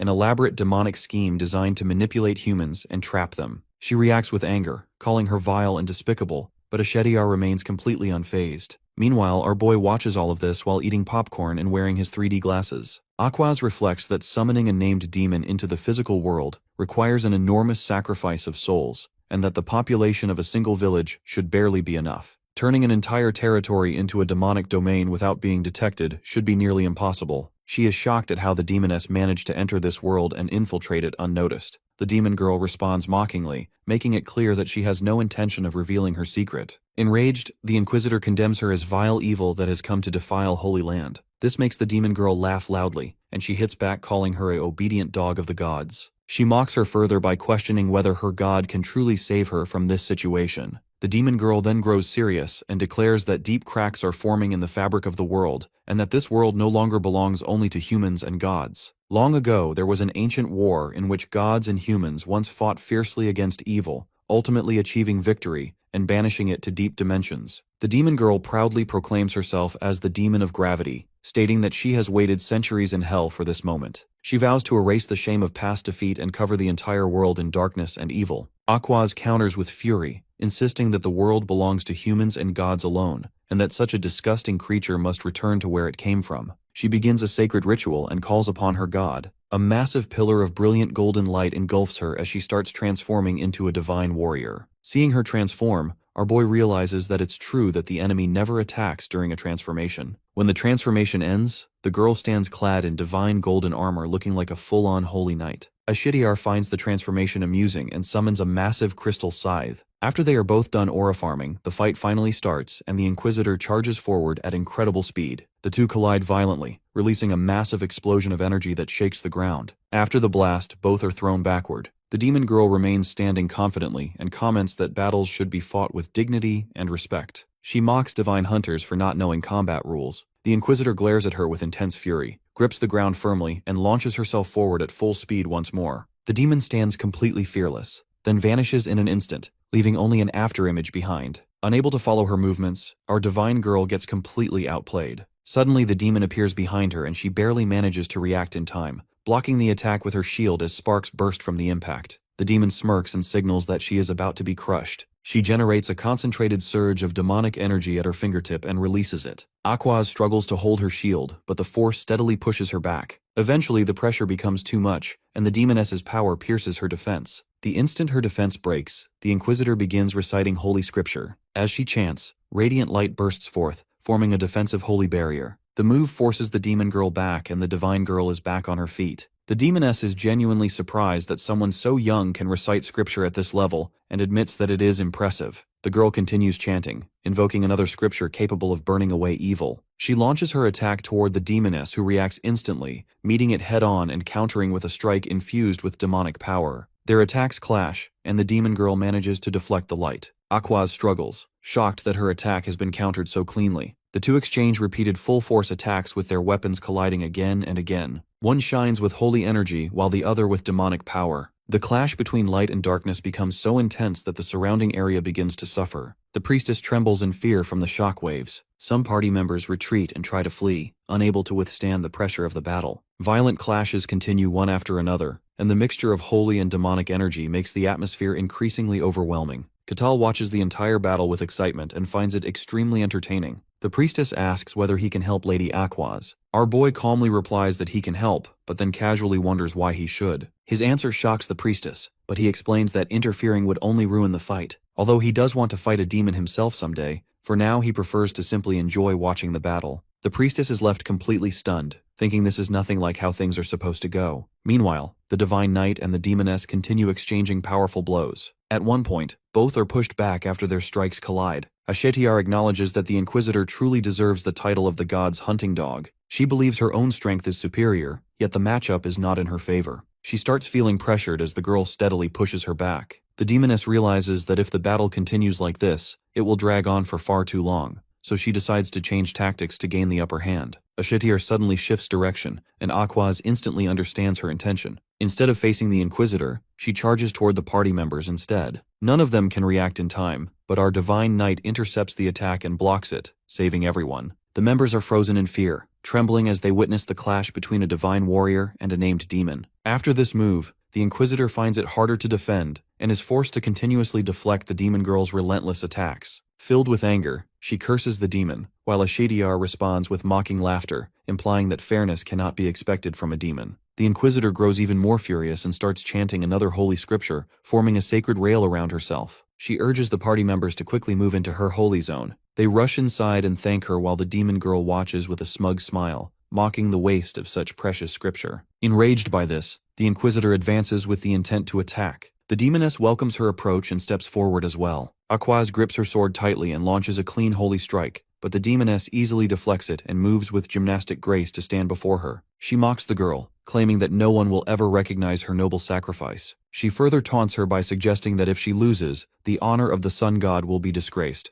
but if she wins, both her prestige and her god's influence will rise. However, in order to do that, she must remove the protective barrier from the group. The girl grows both angry and cautious, clearly sensing a trap. She ignores the provocation and prepares for the next attack. Suddenly, a massive surge of demonic energy floods the surroundings. She barely manages to hold it back with her shield as the demoness floats in the air, completely enveloped in demonic power. In the next moment, she senses something enormous rushing toward her. Ashetiar appears right in front of her, and a violent explosion erupts. The girl is forced back, planting her feet and bracing herself, only to be shocked when the demoness keeps advancing without pause. the demon girl releases waves of tentacle-like demonic energy that surround the Inquisitor from all directions. Pushed to the edge, she begins chanting scripture, but the demoness suddenly emerges from the energy pool right beside her, clearly intending to stop her. She slams Aquaz into the ground and covers her mouth to interrupt the chant, then raises her weapon to deliver a killing blow. The girl barely lifts her shield in time to block the attack, but cracks spread across it, and defending becomes nearly impossible. With a smug smile, the demoness shatters the shield completely and flicks her finger, unleashing a massive surge of demonic energy. The Inquisitor is bound in chains of power and struck directly. She screams in pain as her holy barrier collapses. The party members tremble in terror as they know they can't survive for long without her shield.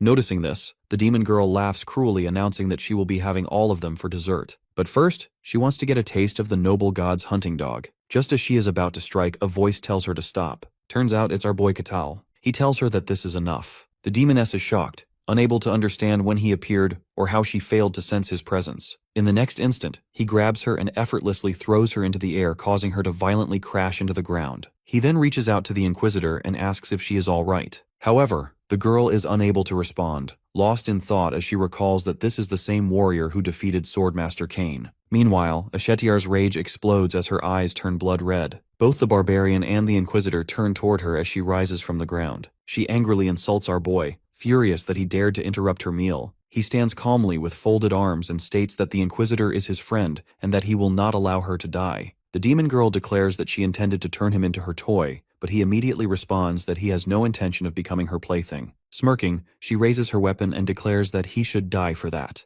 The Inquisitor tries to stand and urges the Barbarian to retreat, warning that he cannot defeat the demoness. Our boy calmly replies that he is strong enough, but she insists that strength alone is meaningless. Only divinity can banish a demon. It's a law that has existed since gods and demons came into being. Moreover, this is a demonic domain where only gods can stand against a demon. Our boy thinks for a moment, then remarks that she does not look fit to continue fighting. The girl responds that she serves her god and must stand against the demoness no matter what. Impressed by her dedication, he gently places a hand on her head and praises her resolve. Then, casually stepping forward, he tells her to leave the rest to him. The girl is left speechless by his words as he admits that he has always wanted to fight a demon. Ashetiar lets out a soft laugh, doubting that he can defeat her, but our boy responds mockingly, implying that she is welcome to test it. Licking her lips, she agrees that it will be fun. In the next moment, she steps out of the rift and appears right in front of Catal. The Inquisitor stares in shock, since she didn't expect her to strike so quickly. However, before she can even reach the Barbarian, he clenches his fist and, at lightning speed, delivers a sharp punch to her head. The demoness doesn't even get a chance to react, and her head is blown clean off. This sight leaves the Inquisitor completely frozen. With nothing but his bare fist, our boy had crushed the head of a powerful demoness as easily as smashing rotten fruit. Moments later, he notices movement in the demoness's body. Dark energy violently swirls around her neck as her head begins to regenerate. He smiles faintly, noting that her head grows back even after being completely destroyed. She stares at him with hatred and disbelief, realizing that it is impossible for him to be an ordinary human. But our boy calmly presents himself as nothing more than a simple barbarian. Even though she refuses to accept that answer, her demonic senses detect no aura, magic, or mysticism coming from him at all. Confused, she wonders how such terrifying physical strength can exist without any supernatural power. To test him, she creates a demonic portal behind him. With a wicked smile, she leaps through it at lightning speed and attacks him from behind, confident that his weak human body cannot withstand her. However, her smile freezes instantly when the Barbarian drives a crushing, cannonball-like punch into her chest. Dark blood bursts from her mouth, and for the first time, her demonic body feels true pain. She is sent flying through the air, hurled away like a tiny insect caught in a hurricane. A massive hole is visible in her chest, and when she crashes into the ground, a small crater forms beneath her. Trembling, she cannot comprehend how a simple punch carries such destructive power. Our boy calmly observes her regenerating once again. While she finally understands the terrifying truth, this strength is not enhanced by aura or magic. It is pure, overwhelming physical power. Catal grows genuinely curious about the mechanism behind her rapid regeneration. Without hesitation, he stomps the ground with such force that shockwaves crack the rocks around him. In an instant, he launches himself toward her at insane speed. The demon girl barely has time to guard and summons her demonic hammer before he closes the distance. His violent punch lands squarely on her face, smashing her headless body back into the ground once again. Dense dark energy erupts from her neck as her body becomes covered in a thick demonic aura. The Barbarian watches in surprise as within seconds, her head regenerates once more, and she rises again, fully restored. He smiles slightly, noticing that her head keeps returning every time it is destroyed, and he wonders if it might be her life source. Ashitiar is furious at this humiliation. She mocks the idea that brute force alone could defeat her,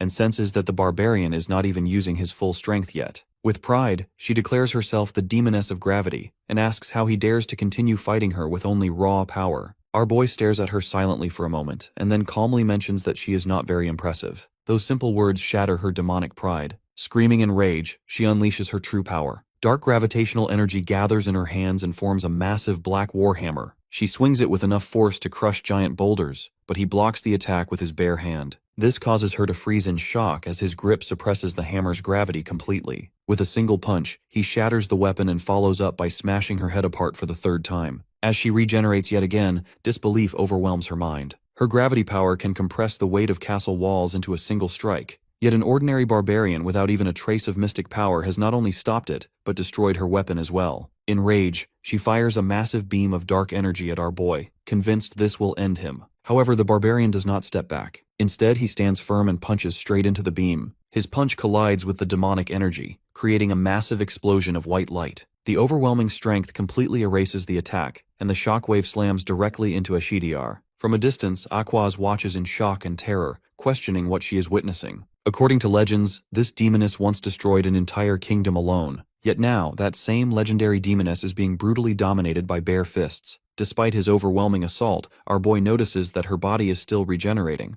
This makes him realize that killing her with pure physical force is nearly impossible. The demon girl hears this realization and let out a cunning smile. This is the first time in her life that she has faced such pressure. She admits that he is overwhelmingly strong and asks again about his true identity. He calmly repeats that he is just an ordinary barbarian. The demon girl knows this is a lie, yet the fear and thrill it brings strangely excite her. She decides to use one final test. Her entire body dissolves into liquid dark energy, slipping out from beneath his feet and rising into the sky. Katal and Aquaz both watch in shock as the dark energy gathers into a massive black sphere in the air, tearing apart nearby rocks and pulling debris toward it. From above, the demon girl challenges the barbarian, declaring that she will now tear him apart with her full power. She gathers all her energy and prepares her most dangerous attack, shaping dark gravity into countless sharp thorns aimed downward. Despite all this, he doesn't take it seriously. Meanwhile, the Inquisitor knows this is dangerous. She also believes that brute force alone cannot stop this attack, and G needs divine power. With a smile, the demoness unleashes her final command. An endless rain of sharp, dark thorns pours down from the sky like black rainfall. Yet our boy does not move an inch. He spins his arms at unbelievable speed, creating a violent wall of wind that shatters every thorn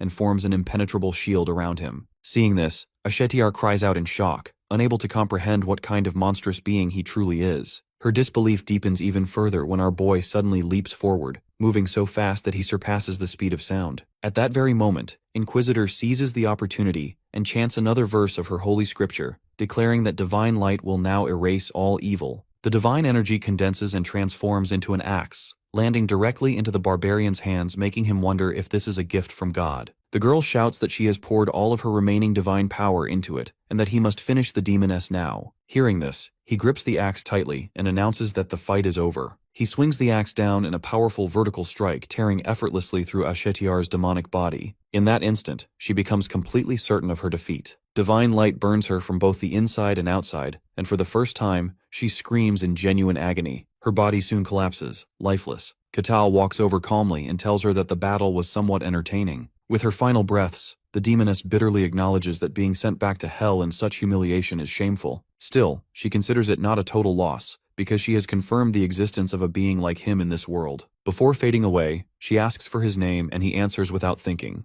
Aquaz screams in fear and shock, begging him not to reveal it, but it's too late. The demon girl lets out a broken mad laugh. Using the last of her strength, she opens an invisible communication channel, ordering all demons to engrave the name Katal the Barbarian into their memories forever. The Inquisitor cries out in desperation as the demoness further commands her followers to devour her memories after her death and learn everything about him. With one final insane laugh, she declares that this barbarian now belongs to their world. At that moment, some terrifying demonic entities begin invading his consciousness. He stands still, confused, trying to understand what is happening. Within his inner world, massive demonic entities appear like cosmic worms. However, his consciousness crushes them effortlessly, as if they are nothing at all. He asks the dying demoness what she has done since he briefly felt something strange enter his body. Frozen in shock, she cannot comprehend why the demonic darkness that should have completely devoured both his body and soul has no effect on him. Without saying another word, our boy places his foot on what remains of her body and crushes it completely, destroying her forever. Aquaz screams in absolute shock, and the priestess reacts the same way. As the purple barrier created by the demoness's death fades away,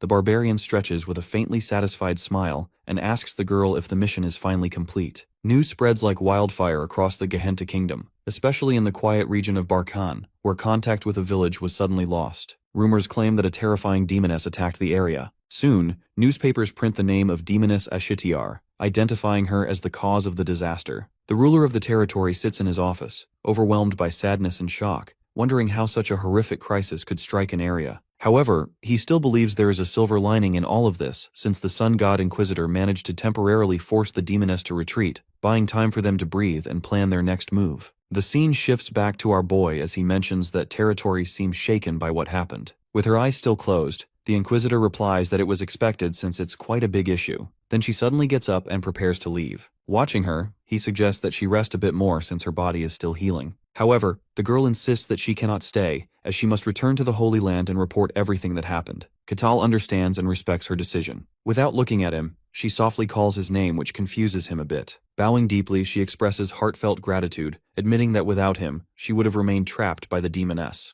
Our boy nods and gently replies that he only did what anyone would do for a friend. Curious, he asks whether this means they are friends now. The girl is slightly surprised by the idea of a barbarian and a sun god inquisitor being friends. She reminds him that she belongs to a holy order and seriously asks if he truly still wants her friendship. He wonders if there is any reason they cannot be friends, and after thinking for a moment, the girl admits that there is no reason at all. Hearing this, he smiles and announces that they are friends. In response, the girl gives a small smile of her own. He then admits that he is curious about something. When she asks what it is, he questions whether it is true that one should never reveal their real name to a demon. The girl nods and explains that this is absolutely true. She reveals that demons use names for a special magic called branding, which places an invisible dark mark on a person's soul. This mark acts like a beacon, attracting other evil entities, turning the person into constant prey unless the mark is erased through an ancient baptismal ritual or getting killed. Confused, our boy asks if he has fallen victim to this marking. She reassures him, explaining that he is lucky and bears no mark. However, she warns that his name is now known to the beings of hell, and they can recognize him. Without a mark, though,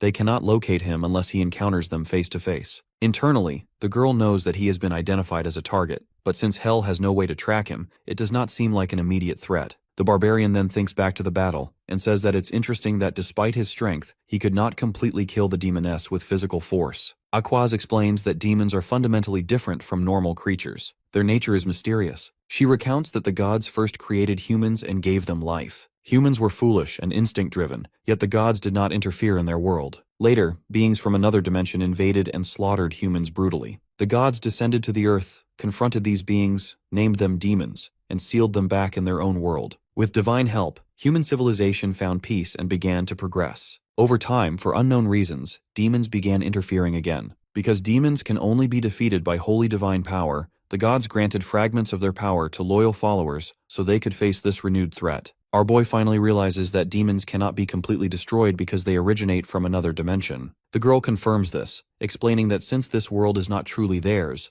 pure physical strength alone cannot affect them fully. The barbarian concerned that if such beings continue to appear, it will be dangerous for everyone. The girl explains that high-ranking named demons do not enter this world easily, but recently, disturbances have occurred and dungeon cycles have become abnormal. It seems that the sealed demon world has begun influencing this realm, as more evil souls are gradually appearing. She adds that these changes began exactly 1 year ago. Katal's eyes widen as he recalls that this was the same time he started his final quest in the snowfield. After their long conversation, the girl thanks him once more and says that she must leave. She invites him to visit her order someday, assuring him that he will always be welcome there. He smiles and agrees that he will visit. The scene fades as the carriage slowly moves forward. Inside the carriage, the girl thinks that her body has not fully recovered, yet she must report everything to the saintess. Her thoughts drift back to our boy, and she wonders why the sun god never revealed any prophecy or sign about such a mysterious and powerful barbarian. Elsewhere, in the Grand Palace of the Empire, we see Master Cain walking through a lavish, ornately decorated corridor. He is completely exhausted after his long meeting with the Emperor. Just then, a voice echoes through the hallway, casually remarking that he looks especially worn out today. He immediately goes on alert and turns around to notice a man with long black hair. The old man recognizes him at once. He is the Grand Master of the Magic Tower, the place where the world's most powerful mages and mystics gather. In a composed tone, the Tower Master wonders why the old man is here. Kane explains that he has come to submit a detailed report on his recent mission. Hearing this, the guy asks if he is talking about reconnaissance mission to the demon world, specifically to the region known as the Forest of Silence. He asks what that place was like. The old man's expression darkens instantly. He describes it as completely unnatural, a place that defied everything they know about the world. Just like its name, you can't hear a single thing in that forest. To make things worse, mystical detection also doesn't work. Even when he tried shouting, they couldn't sense a single vibration. In this silence, all of their soldiers started disappearing one by one. He describes the place as loathsome and cursed, and he wonders why the Emperor is so desperate to conquer the demon world. The Tower Master replies that they can't figure out the minds of people in power, yet he too is deeply interested in that world, as its secrets fascinate him. However, the old man doesn't share the same likeness and admits that he would like to stay away from it. Before he can say anything more, the Tower Master suddenly raises his hand and snaps his fingers. A glowing magic circle forms on the floor, and in an instant, both of their bodies dissolve into light and vanish. The next moment, they are standing in a vast, star-filled space. The old man immediately recognizes it as spatial magic and asks him what he is trying to do. The man smiles and casually brings up whether the old man encountered a special person during his mission. Kane's expression freezes. He realizes that the Tower Master placed an observation spell on him and asks him when he did it. The man laughs and mentions that he did it during their last meeting since observing others is one of his favorite hobbies. The old man sighs and asks what more that he wants to know, now that he has seen everything. The Tower Master shifts the topic and asks for his opinion of the barbarian from the White Snowfield. The old man admits that he is not entirely sure what to make of that barbarian. Hearing this, the Tower Master casually adds that this same barbarian displayed enough strength to defeat a seasoned swordmaster and even crushed a powerful being like the Lich Kartos as if it were an insect. The old man is stunned since he didn't know that Katal was the one who defeated the Lich. The Tower Master explains that this has not yet been officially confirmed,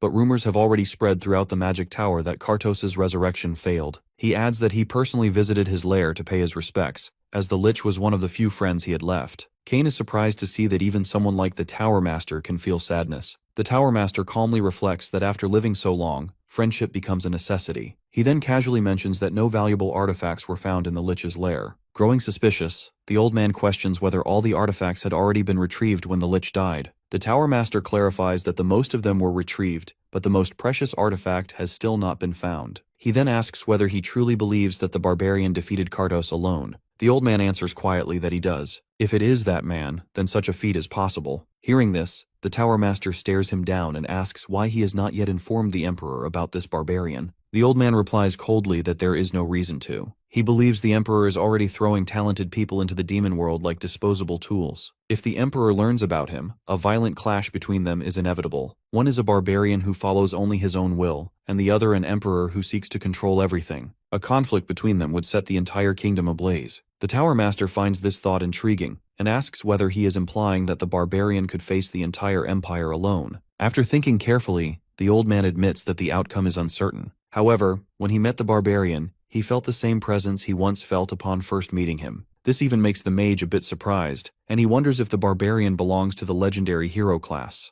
The old man says it is too early to decide, but the Tower Master has already made his plan for the barbarian. The scene shifts to the crowded streets of the Barcan territory. A woman walking ahead suddenly stumbles and nearly falls, but our boy reacts instantly, stepping forward to catch her and stop her from hitting the ground. In a calm manner, he reminds her to be careful and checks if she is unharmed. Usually people flee in fear when they see him. This time, however, the woman politely bows her head, thanks him, and continues on her way. He stands there for a moment, slightly confused. Looking around, he notices that no one is staring at him like he is some kind of freak. For the first time, it feels like people are no longer afraid of him, and he does not understand why. In his office, the Lord of the Barcan region welcomes our boy. He asks whether he is feeling better now since he narrowly escaped a demon's brand. The barbarian calmly replies that nothing serious happened, then admits that he does not really understand what this brand even is. The Lord listens carefully and thinks to himself that he always knew the barbarian was strong, but defeating a demoness is on another level entirely. He stops himself from dwelling on that thought and explains that things around Katal seem to have changed. When our boy asks if he means the people of the territory, the Lord nods. He explains that the change is likely due to the rumors now spreading everywhere. The guards and mercenaries who survived the incident have begun talking openly. According to these rumors, after Aquaz fell and everyone collapsed, only one man remained standing. When the survivors opened their eyes, they saw his axe shining with divine light. People began to believe that the Inquisitor had given him her divine power. Since then, he has been spoken of as the one who fought the demon alongside the girl. Our boy finally understands how things reached this point. The Lord apologizes, explaining that by the time he tried to clear up the rumors, the story had already spread across the entire territory like wildfire. Catal calmly replies that it does not bother him. Now it makes sense why people are no longer afraid of him. Lord Barkin agrees and explains that people now see him as someone who stands against demons. The Barbarian thinks about it for a moment and realizes that this is what reputation truly means. Sometime later, at the Mercenary Guild, Rosa greets him with a smile and congratulates him on his promotion. He is stunned when he learns that he has jumped 3 ranks at once and is now officially a C-rank mercenary. The receptionist explains that he accomplished something worthy of such a promotion, and the news genuinely makes him happy. She adds that his new mercenary tag will be custom-made, so it will take some time. From C-rank onward, mercenaries are officially certified by the guild, meaning others are now required to treat him with proper respect. She also mentions that this rank grants him access to most capital cities and churches, with the sole exception being the imperial capital. Hearing all this, he comments that the empire seems quite strict. The girl explains that entry into the imperial capital is decided entirely by the nobility. In truth, no one really knows what lies inside, as everything people hear is based on frightening rumors. These days, the capital itself feels even more mysterious than the demon realm. Hearing this, our boy realizes just how enigmatic the imperial capital truly is. Rosa then clarifies that he can now accept almost any request. He can even enter A-rank dungeons if he joins a team. He nods with a smile, thinking to himself that he'll now have access to many kinds of missions. Elsewhere, Tyrannus raises his drink and admits that he never expected things to turn out this way. He asks whether everything is truly over. Our boy explains that the credit for defeating the demon belongs entirely to the Inquisitor, who personally confirmed that the area is now safe. Upon hearing that the demoness has been defeated, the man lets out a relieved breath. Kassan praises the Inquisitor, calling her an exceptional since she defeated a demon on her own. Meanwhile, the priestess thinks to herself that she never lost consciousness that day. She witnessed everything. The way the Barbarian crushed the demoness in the real fight is something no one could ever forget. In her mind, Aquaz merely arrived at the end and took the final bite of an already finished meal. The real work was Catal's. Kassan asks him what he plans to do now after his promotion. Our boy replies that nothing will change and that he will continue doing his work as usual. The man praises his humility, thinking to himself how grounded he remains even after fighting a demoness. At the same time, the priestess silently screams in her thoughts, warning him not to be fooled since this barbarian is not a human.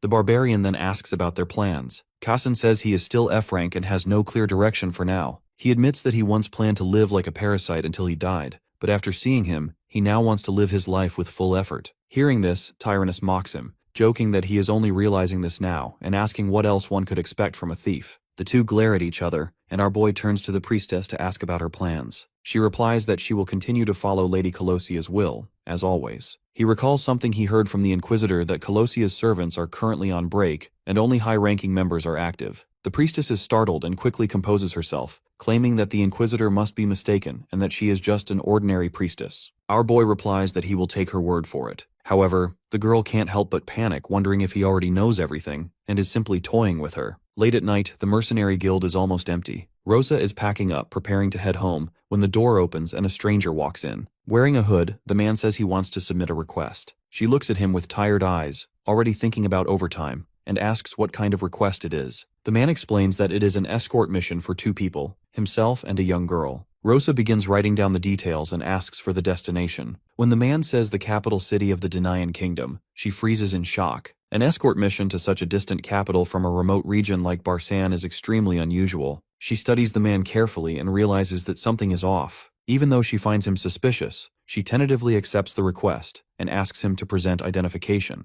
At the request for identity confirmation, the man hesitates briefly before placing a metal card on the table. The moment Rosa sees it, she understands. It is a Mercenary Guild token, something that is not easily obtained. She verifies his identity and asks for the commission fee. The man mysteriously takes out a coin and says he will use that as payment. Upon examining it closely, the girl realizes it is a coin made of pure gold. However, this amount is only enough to hire 1 person. The man is left stunned, unable to respond. She clarifies that a mercenary must stay with them for the entire journey, and the Denayan Kingdom is extremely far away. The risk is high, and the journey could take nearly a month. Naturally, the cost reflects that. The man pleads, asking if anything can be done, because he needs at least 2 guards. The girl explains that it is possible, but the mercenaries would be of much lower rank. However, if he wants reliable guard, he should hire at least D-rank mercenaries. The man changes his stance, saying that he needs someone skilled. Hearing this, she repeats that the fair price only covers one person. When he asks again if there is no other way, Rosa wonders internally why he is so desperate. In a strict tone, she explains that it is already difficult to find anyone willing to take an escort mission from such a remote region,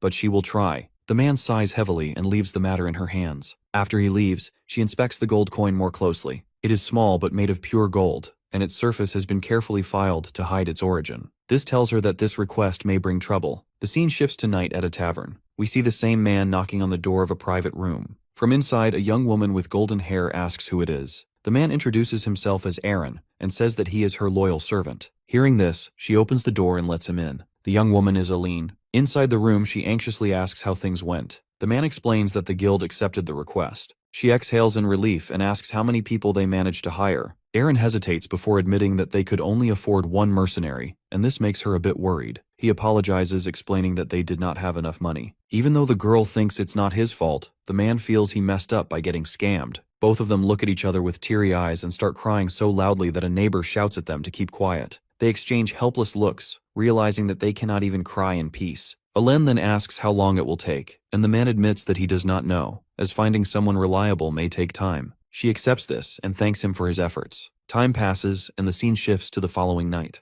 The girl stands anxiously while Aaron feels ashamed of himself since he still couldn't find a guard. They are running low on food supplies as well, and he thinks it's all because of him. Once again, she reassures him that it is not his fault. Running out of ideas, the man suggests informing the territory's lord about their situation, but the girl immediately refuses. She insists that no one can be trusted, and that even hiring a bodyguard is already a huge risk. The girl reminds him why they were forced to flee their kingdom in the first place, and how they never know who is truly a friend and who is an enemy. Even after all this time, no news has arrived from their homeland. The man apologizes, admitting that he has grown weak-hearted. The girl then wonders whether the Denian kingdom is really safe. The man answers with confidence, believing that the kingdom will protect them. He recalls how the king of Denian once swore an oath at the time of the princess's birth, and adds that these people may even help them take revenge one day. He strongly believes that the princess must survive, because if she is lost, their kingdom will truly be finished. The princess is still not convinced about the guard and questions whether they can really trust just a single mercenary. The man reassures her, explaining that they paid in gold and that the guild will surely send someone reliable. Hearing this, she begins to imagine who their guard might be and secretly hopes it will be a handsome knight-like mercenary. Elsewhere, our boy sits alone in his room, feeling bored because he has nothing to do. His thoughts drift to his old friends who once stood beside him in the white snowfield,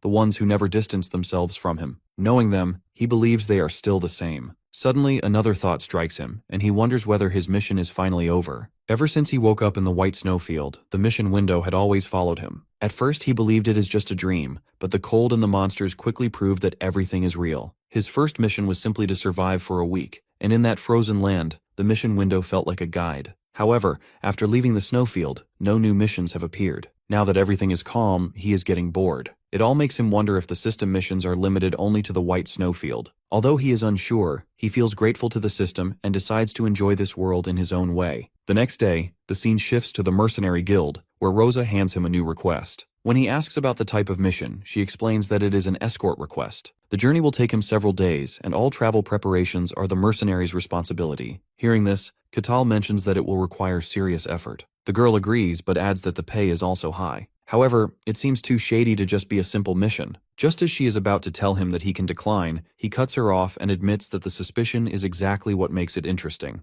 As the Barbarian reviews the details again, the destination name catches his attention. He recalls hearing it before from a girl named Milena of the Akasha family. She is the same girl he met in the snowy plains who told him that he would be welcomed there. Realizing this is a perfect opportunity, Catal decides to accept the request. At that moment, a bright blue system window suddenly appears before him. He freezes in shock as quest number 785 displays itself, stating that the objective is to escort the client to the Denian kingdom. He stands there in disbelief, wondering why the mission window appeared again after so long. From the reception desk, Rosa notices his strange reaction and calls out to him in concern. The scene shifts to the princess, who rushes toward the door after hearing hurried footsteps. As soon as she opens the door, the old man enters in a hurry while panting. This makes her anxious and she asks if the trackers have found them, but Aaron quickly explains that the request is accepted. She feels confused until he excitedly explains that the only C-rank mercenary in the region has agreed to take the job. This makes her relieved and her eyes light up. The old man assures her it is true and mentions that the meeting is scheduled for the next day. He encourages her to rest, and she happily agrees. Back with Catal, He stares silently at the mission window still floating before him. He keeps wondering why the system has activated again after such a long time. As he continues thinking, a realization dawns on him. Perhaps the missions are not limited to the white snowfield after all. Then, with a serious expression, he considers the possibility that something deeper is at work behind the system.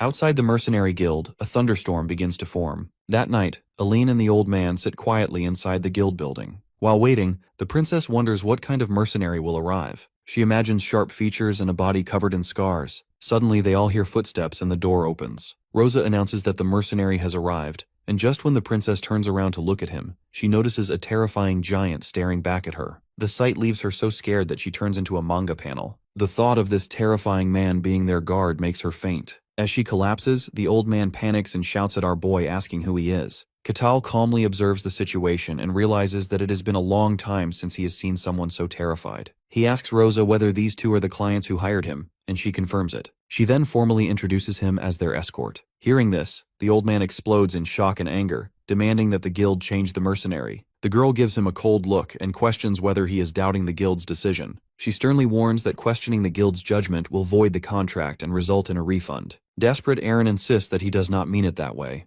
At that moment, our boy realizes that he has once again become a walking source of fear. Suddenly, the princess stands up and announces that she agrees with the guild's decision. The barbarian is slightly surprised as she steps forward, introduces herself, and expresses that she looks forward to working with him. The scene changes to a forest, and we see our boy walking ahead while the two follow behind. He suddenly stops and mentions that they are keeping too much distance, and that it might be better to walk closer. Both of them look visibly nervous and quickly deny any problem. They laugh awkwardly, and the old man adds that they have not seen anyone suspicious so far. Our boy nods, unsure why, but deciding that as long as they are comfortable, it is fine. He turns forward again and resumes walking, maintaining some distance. The princess watches his back and reflects on how things have finally come to this point. After their meeting at the mercenary guild last night, the barbarian told them that from now on, they must trust him. He assured them that as long as he was with them, their safety was guaranteed. She nervously nodded, still doubting whether trusting him was the right decision. Suddenly, Catal's voice breaks through her thoughts as he tells them that they will have to spend the night here. He explains that it's late, visibility is low, and it's normal since they left on the request only in the evening.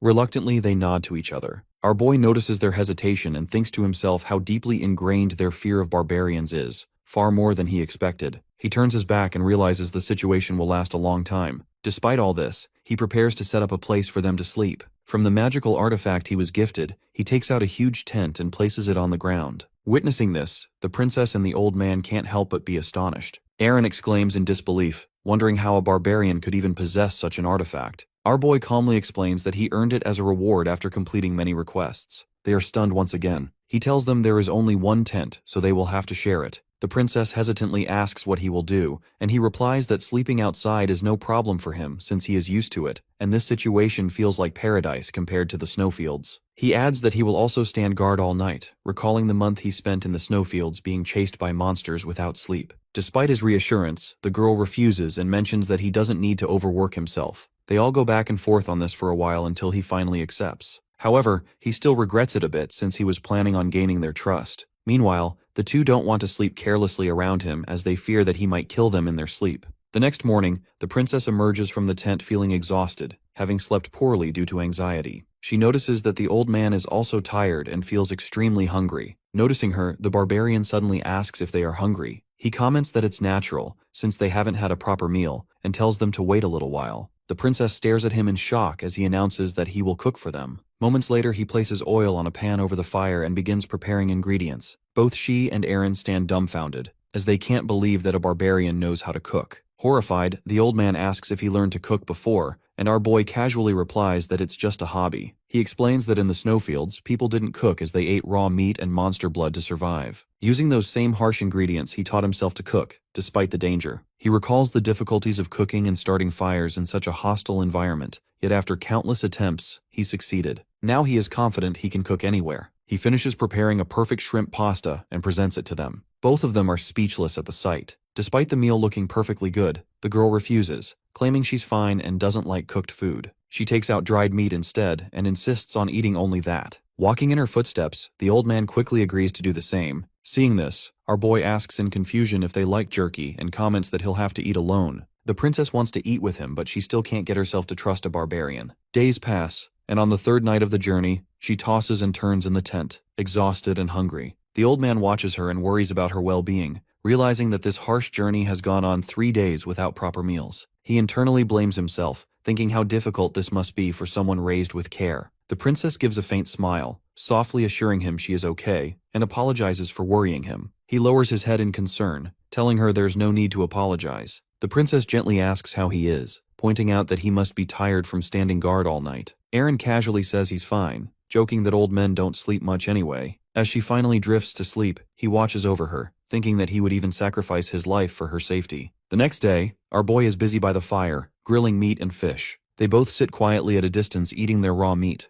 However, the sight is too much to bear for the princess. Suddenly she stands and announces she is stepping away for a moment. The barbarian curiously asks if she is going to the restroom. This takes her by surprise and she calls him rude. Realizing his mistake, he apologizes, which also surprises her since barbarians aren't known to feel sorry. She quietly leaves her spot and walks into the woods, while the other two watch in silence. The old man internally worries for his princess. Noticing him, our boy calmly comments that he knows they don't fully trust him, but he is their escort on this journey. Turning meat on the grill, he reminds them that he's human too and can get hurt emotionally. Aaron is stunned by this and lowers his head in shame, acknowledging that he understands. Katal returns to the grill and offers him a plate of grilled venison. The old man's eyes widen since it looks like a dish from a 5-star restaurant. Hesitant and nervous, he wonders if he should eat it. Meanwhile, the princess sits alone by the stream, feeling miserable. Her hunger is so intense that, despite herself, she begins eating the dried meat, feeling pain in her legs from weakness. She feels completely drained, almost on the verge of collapsing, but she forces herself to endure. Remembering the old man, she gets up and decides to be stronger for him. However, as she returns, she is shocked by what she sees. The old man and the barbarian are sitting together, eating the meat that he had prepared. The old man devours the grilled meat with such intensity that he seems oblivious to everything else. She calls out to him in an intense voice, catching him off guard. Startled, he drops the meat and jumps up in panic, shouting that it's a misunderstanding. Before the guy can explain himself, she steps forward and reminds him about their agreement to stay cautious around barbarians and protect one another. Aaron interrupts her thoughts, explaining that this barbarian might not be as dangerous as they initially thought. Hearing this makes her confused. At the same time, our boy speaks up and tells her to calm down for a bit. He deduces that their refusal of his food and the division of the night watch stemmed from their lack of trust in him. Aaron feels guilty, quietly admitting to himself that he made a mistake, while the princess tries to deny it nervously. Our boy contemplates the situation, wondering how to fix it. He reflects on the deep prejudice against barbarians in this world, realizing that, as a barbarian from the white snowfields, he lacks detailed knowledge of it. Yet he guesses that outside the snowfields, barbarians must have done bad things to earn that hatred. He knows that at this point, even if he tells them that he is not a barbarian, they won't believe him. Suddenly an idea strikes him, and he smiles. He steps forward and announces that there is a misunderstanding. As both of them stare at him in confusion, our boy confidently declares that he is not a barbarian. My man is outsmarting himself. He clarifies that technically he was born a barbarian, but he did not grow up like one. They both are dumbfounded, staring at him in confusion. Our boy recounts that about a week after his birth, his entire tribe was destroyed. An adventurer found him and raised him, though internally he admits he is just making this story up on the spot. He reflects that sometimes a well-timed lie can work like medicine. Essentially, while born a barbarian, he was raised as a civilized man. Hearing this, the princess starts to calm down a bit. Katal remarks that he knows it's not easy to accept, but he hopes she will gradually see that he is just like them. Our boy knows that he is talking nonsense, but he wants them to feel bad for him. As expected, the princess starts to realize how wrong she was to reject his kindness just because they thought he was a barbarian. Shame floods her face as she quietly apologizes, admitting that until now, she had not completely trusted him. Instead of being upset, he gives her a gentle smile and assures her that it's fine.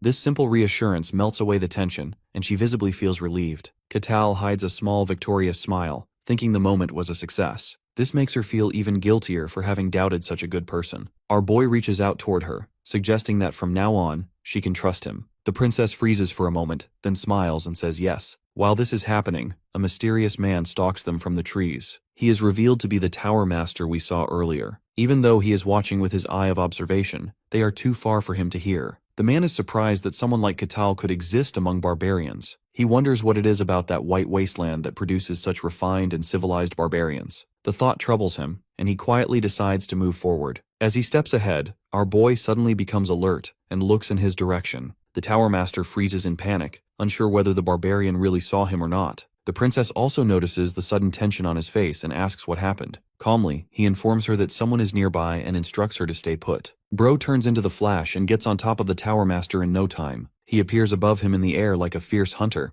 The Tower Master's eyes widen in shock and he quickly raises a fire barrier, but it's no use. The Barbarian breaks through the barrier, sending debris flying in all directions. The Tower Master internally panics, screaming that it shouldn't have been possible. The barrier was strong enough to stop even a ballista, but it failed completely. The next moment, we see him being pinned to the ground like a criminal. The Barbarian warns him that he will break his neck if he tries anything stupid. With no way out, the Tower Master suddenly blurts out that he admires him. Confused, our boy asks if he is talking about him, and the man quickly confirms. He then asks for his name, and the Tower Master gives him the name Patrick. Moments later, the Barbarian picks him up like a doll and brings him over to the tent. Meanwhile, the poor man wonders if Cain had also been like this. When the princess asks Catal about the man, he reveals that he was tailing them when he got caught, and now he is claiming to be an admirer. This leaves her even more confused, but the man explains that he has always wanted to be a strong adventurer, and looks up to the Barbarian as a role model, having seen him help Inquisitors fight demons. Of course, these are all lies, and the Tower Master just wanted to get closer to the Barbarian. Hearing his story, our boy clarifies once again if this was the only reason he followed them. The Tower Master lets out an innocent smile and confirms it, saying that he couldn't help himself. Despite all this, our boy doesn't think he can simply let him go, since he still doesn't know if he is safe. Then suddenly, he gets hit with one of his brilliant ideas and lets out a wicked smile. One of the greatest mages of all time, the head of the magic tower who possessed the body of a lich, had disguised himself as a human named Patrick, just so he could observe the Barbarian. However, things didn't really go as planned, and he now finds himself tied up and standing right in front of our boy. After making sure the man is tied up good, he announces that it's time to move. The group advances through the forest path, with Patrick reluctantly dragged behind. For the first time, he's close enough to observe the Barbarian in detail. He realizes what Cain meant now. Catal operates at an entirely different speed and level of power, capable of crushing magic with physical force. All of this makes him wonder if the Barbarian is actually a hero class. Meanwhile, the princess quietly calls out to him, and he pauses. Looking back, he calmly asks her if she's ready to tell him everything. This shocks her greatly as she realizes that he already knew everything. Our boy explains that it wasn't that hard to figure out that they were hiding something. However, he understands her circumstances and mentions that it's not easy trusting someone you don't know. The princess apologizes to him and admits that she wants to reveal everything. Afterwards, he may decide for himself if he wants to continue the mission or not. Before she can say anything, he stops her and mentions that there is someone nearby. Moments later, they all watch as several armored knights walk in from the trees. The princess looks surprised, seeing them almost like she knows who they are. The knight commander bows and introduces himself as Lucento Edenheimer. He turns to the princess and claims they've been desperately searching for her, intending to take her back to the kingdom. Instead of feeling relieved, the princess looks even more worried. The commander then turns to our boy, explaining that the person he's guarding is the first princess of the Lutin kingdom. Catal asks why the princess is here, and the commander explains she recently fled the kingdom. Mistaking the Barbarian for a mercenary, he announces that they will handle things from now on. However, the princess suddenly speaks up and refuses to go with him. With a strict tone, she questions who he is. This takes the commander by surprise, and he questions what she means. Clenching her fists, she asks him once again who he is, and this time he gives her his full name. Before he can even finish, she screams that she doesn't know him, accusing him of being an imposter who took over the real knight commander. The same thing happened to her friends and even her own parents. The Tower Master finds the situation interesting and checks for himself who the knight is. Turns out, the knight is actually human, which makes the situation even more confusing. Meanwhile, the princess continues accusing him of trying to devour her to overtake the kingdom. The knight commander silently watches as she screams about taking her revenge. He then turns to the other knights and comments that she has gone mad. This makes her even more furious, but he asks if she truly believes that everyone in the castle except her has somehow changed. For a moment, she pauses since she is unable to answer. The knight commander extends his hand and asks her to go back with her. The princess completely freezes, but in her mind, she doesn't want it to end here. Before he can get close, our boy steps in between them, taking her by surprise. The commander warns him to move aside, but he respectfully refuses. With no other choice, the knight commander charges forward, but our boy grabs him by his helmet and throws him back like a tennis ball. The other knights stare in horror, witnessing the fate of their commander. In his defense, the Barbarian was only protecting his client, so he was justified. At the same time, the knight commander gets back up and asks him if he really believes whatever she is telling is the truth. The Barbarian replies that as a mercenary, he has to believe his employer. For some reason, his words send a shock through the princess. Hearing this, the knight commander says that they are all delusional. Our boy smiles and comments that he can't be the one saying that. Turning back towards the princess, he reveals that the knight appeared without any presence. In other words, they simply just turned up in the forest out of nowhere. This is surprising even for the Tower Master, who sensed the same thing. Our boy then turns to the knights and asks them how they appeared so suddenly. Instead of answering, the knight commander ignores his concern completely and simply claims that they are here for the princess. The barbarian realizes that they don't have an answer and mentions that he will take her to the kingdom of Denian by himself. The princess looks down upon hearing this, since even in her own castle no one believed what she was trying to tell them. The knight commander realizes that they can't solve this with dialogue alone.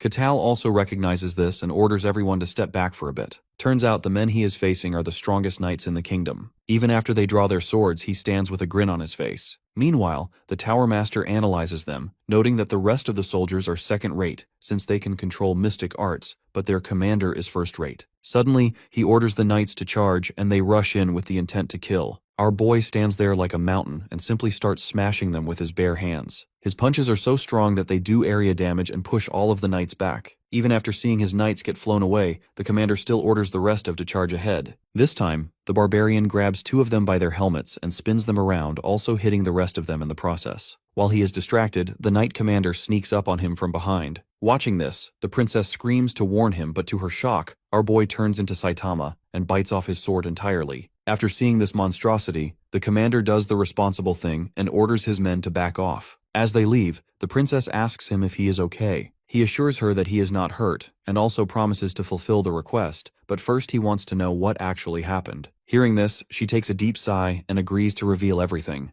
As they walk back to the tent, the Tower Master reflects on the nature of aura. He believes aura is the crystallization of mysticism itself, a power strong enough to cut through steel like paper and split magic apart. In simple terms, nothing in this world should be able to neutralize aura. However, what he saw in front of him completely shattered that logic. A simple barbarian stopped aura with his bare teeth, and his skin did not even receive a scratch. The group finally sits by the fireplace while our boy once again questions what truly happened to them. The old man explains that their kingdom has been replaced by something else entirely. By the time he and the princess realized something was wrong, the kingdom had already collapsed. The barbarian asks him if this was the reason they fled. Aaron admits that if they had stayed, they would have been replaced just like everyone else. His voice trembles as he adds that this distortion began nearly a year ago. At that moment, Kettle's expression changes. He wonders if this is all a coincidence, since he remembers hearing something similar from the Inquisitor. During their last mission, she told him that the dungeon appearances had become abnormal, and strange beings started appearing in their world. All of it started a year ago. He didn't really think much of it back then, but he also heard something strange from the guy he met during his last quest in the snowfield. His thoughts are interrupted by the old man as he continues his story. After realizing that something was off, both he and the princess requested the court mages to investigate. However, the cause could never be identified. The only thing that changed was those people. When Catal questions how they even figured out that something was wrong, the old man looks down and admits that it's hard to explain. However, everything about those people seemed unbearable, even though they acted and talked the same. Hearing this, our boy asks if it was just their intuition. The old man mentions that he also found it hard to believe when the princess first told him. However, he soon began to experience it for himself. His job was to manage and supervise the servants in the castle. One of them was a timid girl named Cassie. She was fragile enough to be scared by ghost stories, but at some point, she stopped reacting to them at all. Initially, he didn't think much of it since it's not abnormal to outgrow one's fears, but something happened afterwards that changed his mind. The girl was responsible for maintaining the statues, and due to her fragile nature, she would fear that they would fall over and crush her. However, one day a statue actually fell towards her, and she barely managed to avoid it, but the only thing she was worried about was her punishment. At that moment, he realized that the girl in front of him wasn't Cassie. Even though her behavior didn't change, he could tell that she was a completely different person. He tested this on other people in the castle and realized that most of them had already changed like her. This is why they fled, since they feared that they might also become like them.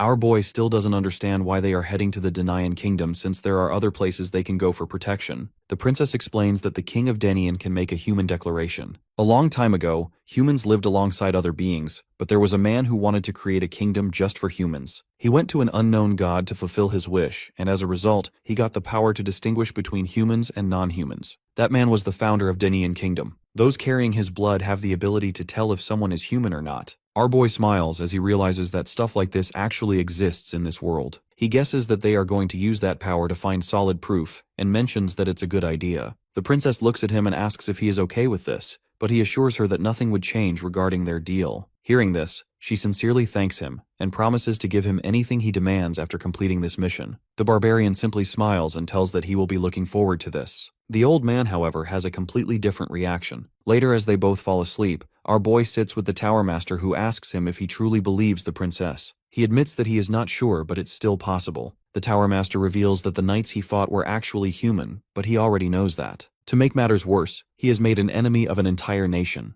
Even if the princess is telling the truth, he might get in trouble simply for getting into all this. The man questions if he really accepted this contract just to be their escort. After a moment of silence, our boy gets up and admits that he isn't actually here just for the escort job. He simply thinks it's too much of a loss to miss out on a story this interesting. The Tower Master starts sweating as he realizes that this entire situation is nothing more than a game for this beast.